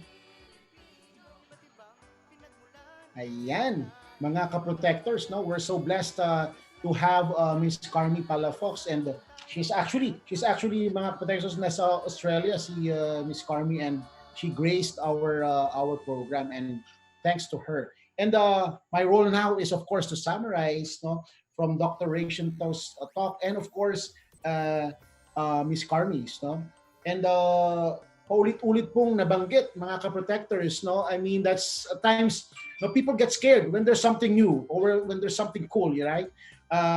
Smart cities is not just about technology; it's just a part of it. In fact, it was highlighted a while ago by Miss Carmi that it does not necessarily mean that when you talk about smart cities, kailangan high-tech kagad, no? She made mention about the Palawan project, no? And in fact, a while ago, I also mentioned about Kawayan, no, in Isabela. It's an agro town, and it's not even a city yet. So, and you see, it's smart city is about the way we think and the way we transform people's lives, no? Of course, no, our goal is to ensure that there's quality of life. And I will, no, talaga nagsulat po ako kanina sa definitions, no, na sinabi po ni Miss Carmi, no. Smart city must be compact, no. Siyempre, resilient, lalong-lalo na po ngayon, very important po ang resiliency, no. And of course, safe, secured, and well-connected. No, it's not just about connecting people through technology, but I think it's also, people are engaged, involved, just like what we're doing now. No, we're very much engaged with this show, and thank you very much for all our guests. And of course, ito gusto ko to, no, yung sinabi niya na socially inclusive, no.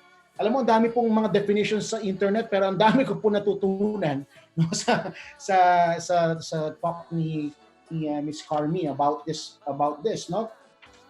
And now we have to of course focus, no, our efforts, which is I like, no, it's very optimistic. We have to focus, no, not on the scarcity, not of what we have. Philippines is so rich, no, with natural resources. I mean, Singapore does not have it, but what brings them to take action is that, I mean, I don't have this.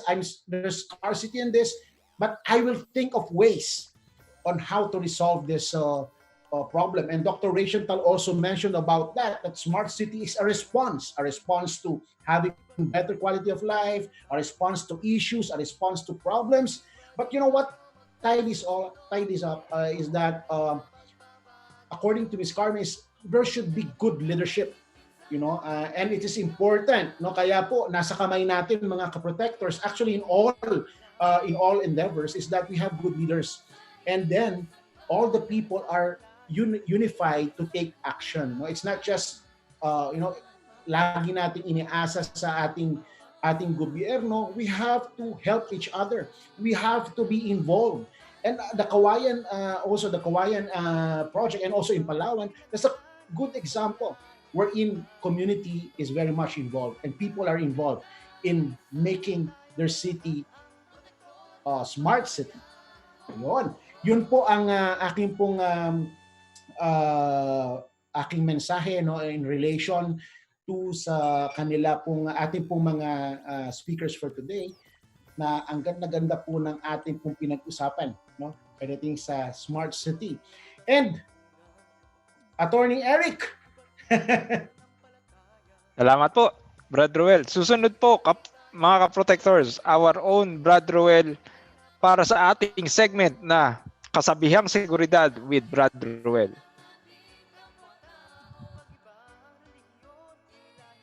Ayun, ako pala ulit, no? Thank you, Attorney Eric. No, and just to inspire us, no? I mean, Ms. Carmi a while ago as well mentioned about Rwanda, Africa. Now, if they can do that, we Filipinos, our country can do it as well. So there's no reason why we cannot. Now I'm going to of course, our segment for my segment is on the kasabihang seguridad at kaligtasan. I would like to focus on this. It's that security is not the absence of danger, but rather it is the presence of God. And no matter what the danger, God is there, yeah? So, whatever is happening now in our society, in the world today, no, yung pandemic, global pandemic, no, this should not really, well, it's at times it gets scary because our families are affected, our society is affected, but always remember that we are all secured because we have God. No? And we don't have to worry about all of these dangers. We don't have to worry about the effects of COVID. Of course, on a scientific aspect, on man taking action with these threats or with these issues or with this health or with this pandemic, that is a necessary thing to do. But we always have, again, I would like to emphasize that there will only be security because God is always present in our lives. No matter what, malalagpasan po natin ito, paulit-ulit naming sinasabi ito sa ating programa. We don't have to worry. Let's put our faith in Him. And all the people will really rally behind and will work together and we will achieve security. Yun lang po, mga ka-protectors. And alam ko po, no, we're konti lang naman. But we're really very much thankful for all of you for being engaged, with our program today. And Ate Iris. Thank you, Brad Roel. Salamat po muli sa ating mga napakahusay, very inspiring, and I've learned a lot. Mga guest speakers po natin sa ating episode na napakaganda ngayon. Thank you po ulit kay Dr. Rechintal and to Miss Ma'am Carmi. Natandaan niyo po may questions po kayo, so I will read few answers from our viewers. Ito po yung sagot ni Miss Ming Gomez, Miss or Mr. Ming Gomez. As a citizen, I will look for a manager-politician, somebody who will see things in a totality and not limited to his or her political party. Meaning, itutuloy niya ang magandang proyekto kahit ito ay proyekto ng kalaban sa politika. The next answer is from Rubeliza Alfonso Mendoza. What we can do to help our own community to be safe, resilient, and secure city is to be an obedient citizen of our own barangay. Follow the rules, comply with the city ordinance, be responsible at all times, Self-discipline is very important. Follow before you complain. Simple steps like dispose your garbage properly, reduce, reuse, and recycle.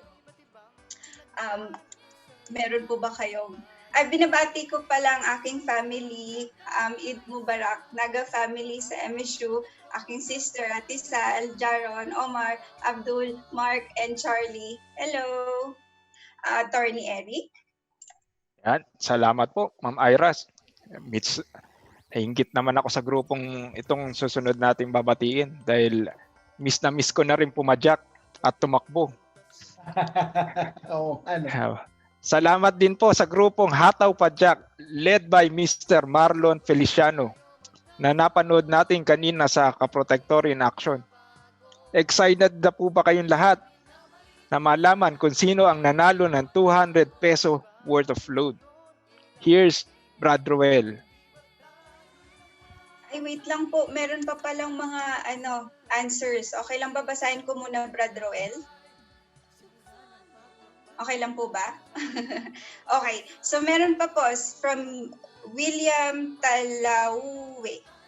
For me, on one side, like what happened during the lockdown, food security within the city must be incorporated in order not to hamper the food supply, and there is a sustainable food available and self-sufficient even when there is pandemic. I strongly recommend urban agriculture, vertical farming in every home within the city, clustering the type of crops production within the city so that food transporters or providers can easily tap and organize them in every home who need basic necessities by using apps. And another answer from ID Bel Soriao Francisco. For me, simple lang po ang pwede kong magawa para po sa safety ng lahat. Di lang po sa city kung saan ako nakatira, kundi pati sa buong bansa. Sumunod sa lahat ng mga rules, patakaran, do's and don'ts, at pairalin ng pagiging disiplinado kahit saan man ako makarating. Kalimutan ang salitang disiplina. Okay, Brad Roel, back to you. Oy, ako pala. Parang nabasa mo na yung winner natin Pero sige, mga ka-protectors, thank you pala sa lahat. Ang dami po nag-participate sa ating pong question of the week, question for the week. At ang alam niyo po yung tanong natin, ito yung ano po ba ang magagawa ninyo o natin to help keep our city safe, secured and resilient, And the winner, actually nabasa na yun ni Ate Iras, kanina,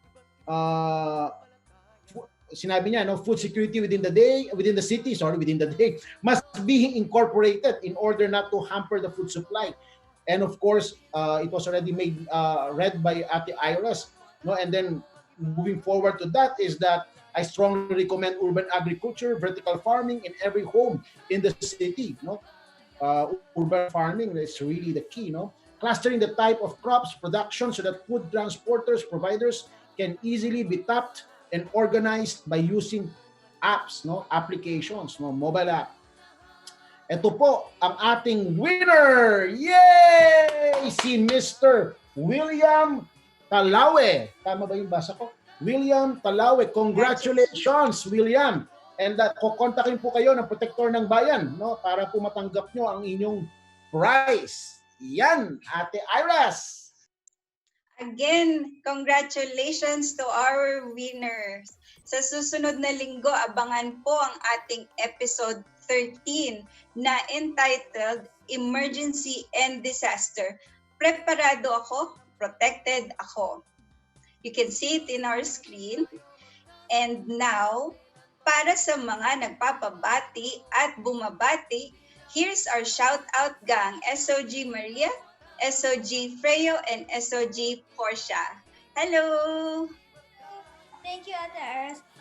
Today, we are dressed as the people who helped in the advancement of technology, therefore helping us create smart cities. I'm dressed as Ada Lovelace, the mother of all computing. Hi, Freyo. Good evening, mga ka-protectors. I am Freyon and I am dressed as Mark Zuckerberg, the co-founder of Facebook.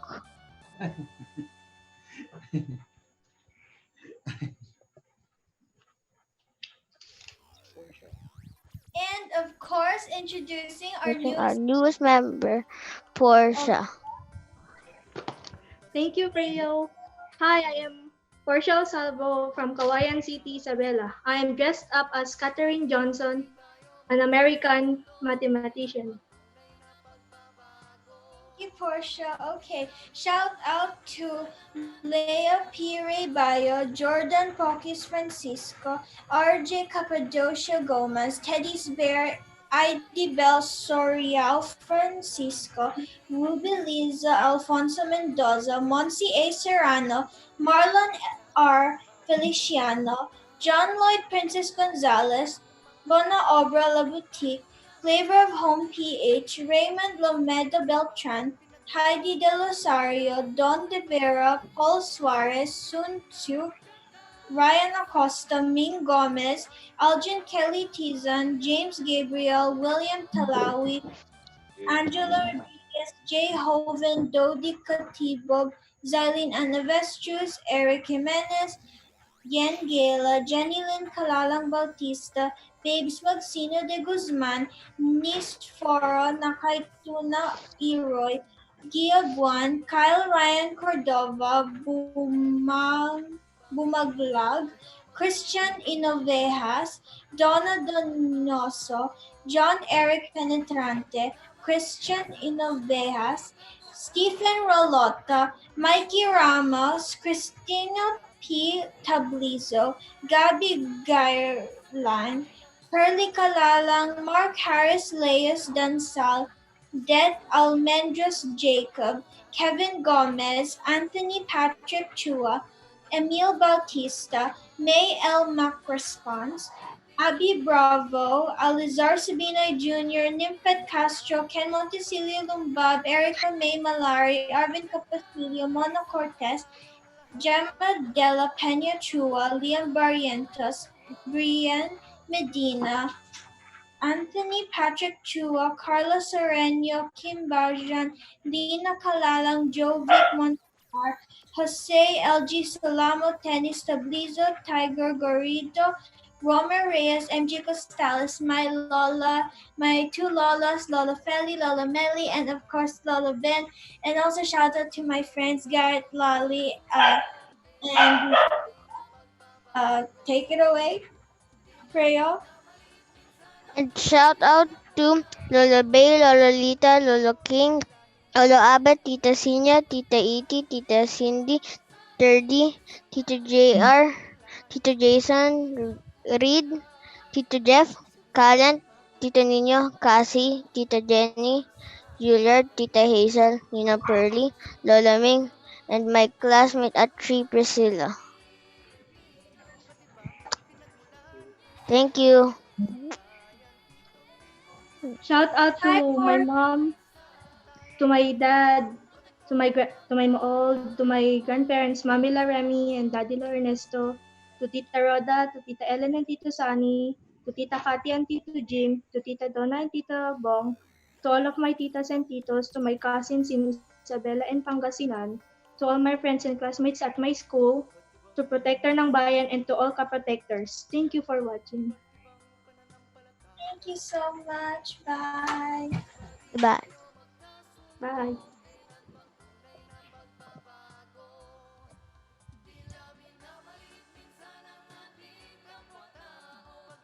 Ayan, mga ka-protectors, kita nyo naman ha, ang ating pong SOG Portia ay from Kawayan, eksaktong-eksakto. Nabanggit natin kanina yan, Kawayan Isabela, no?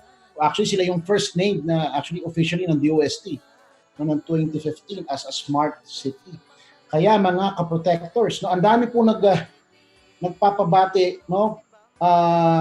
Babatiin po namin kayo, nandiyan po nakalista po yun sa mga hindi po namin nabati, ay But we will make sure po na mabati po namin kayo next week. And thank you po ulit sa inyong suporta. No? Napakadami po nanood sa ating episode na ito. Thank you po sa ating mga loyal viewers. No? At naway patuloy po kaming nakakapagbigay no, ng serbisyo at nasasagot po namin ang inyong mga katanungan, mga ka-protectors. No? Kaya thank you po for watching, and before we go, no, akin pong na-share na po yung aking insights kanina, and I will not share it now because I already summarized it no kanina. Kaya mga ka-protectors, no, bago po ako magpatuloy ng aking huling mensahe o aking closing, no, Attorney Eric, no, balikan po natin yung katanungan, no, kanina tungkol doon po sa you would recall na Ate Iras, pwede po bang nating balikan yung katanungan na yun? Ano nga ba na yung tanong ng ating ka-protector? Ayun, naging controversial kasi to sa social media. May mga nagpo-post doon na nagtatag sila na nasa city sila, for example, Quezon City, province of China instead of Philippines. So may question doon addressed to Attorney Eric. May advice po ba kayo doon about this anong tamang term doon?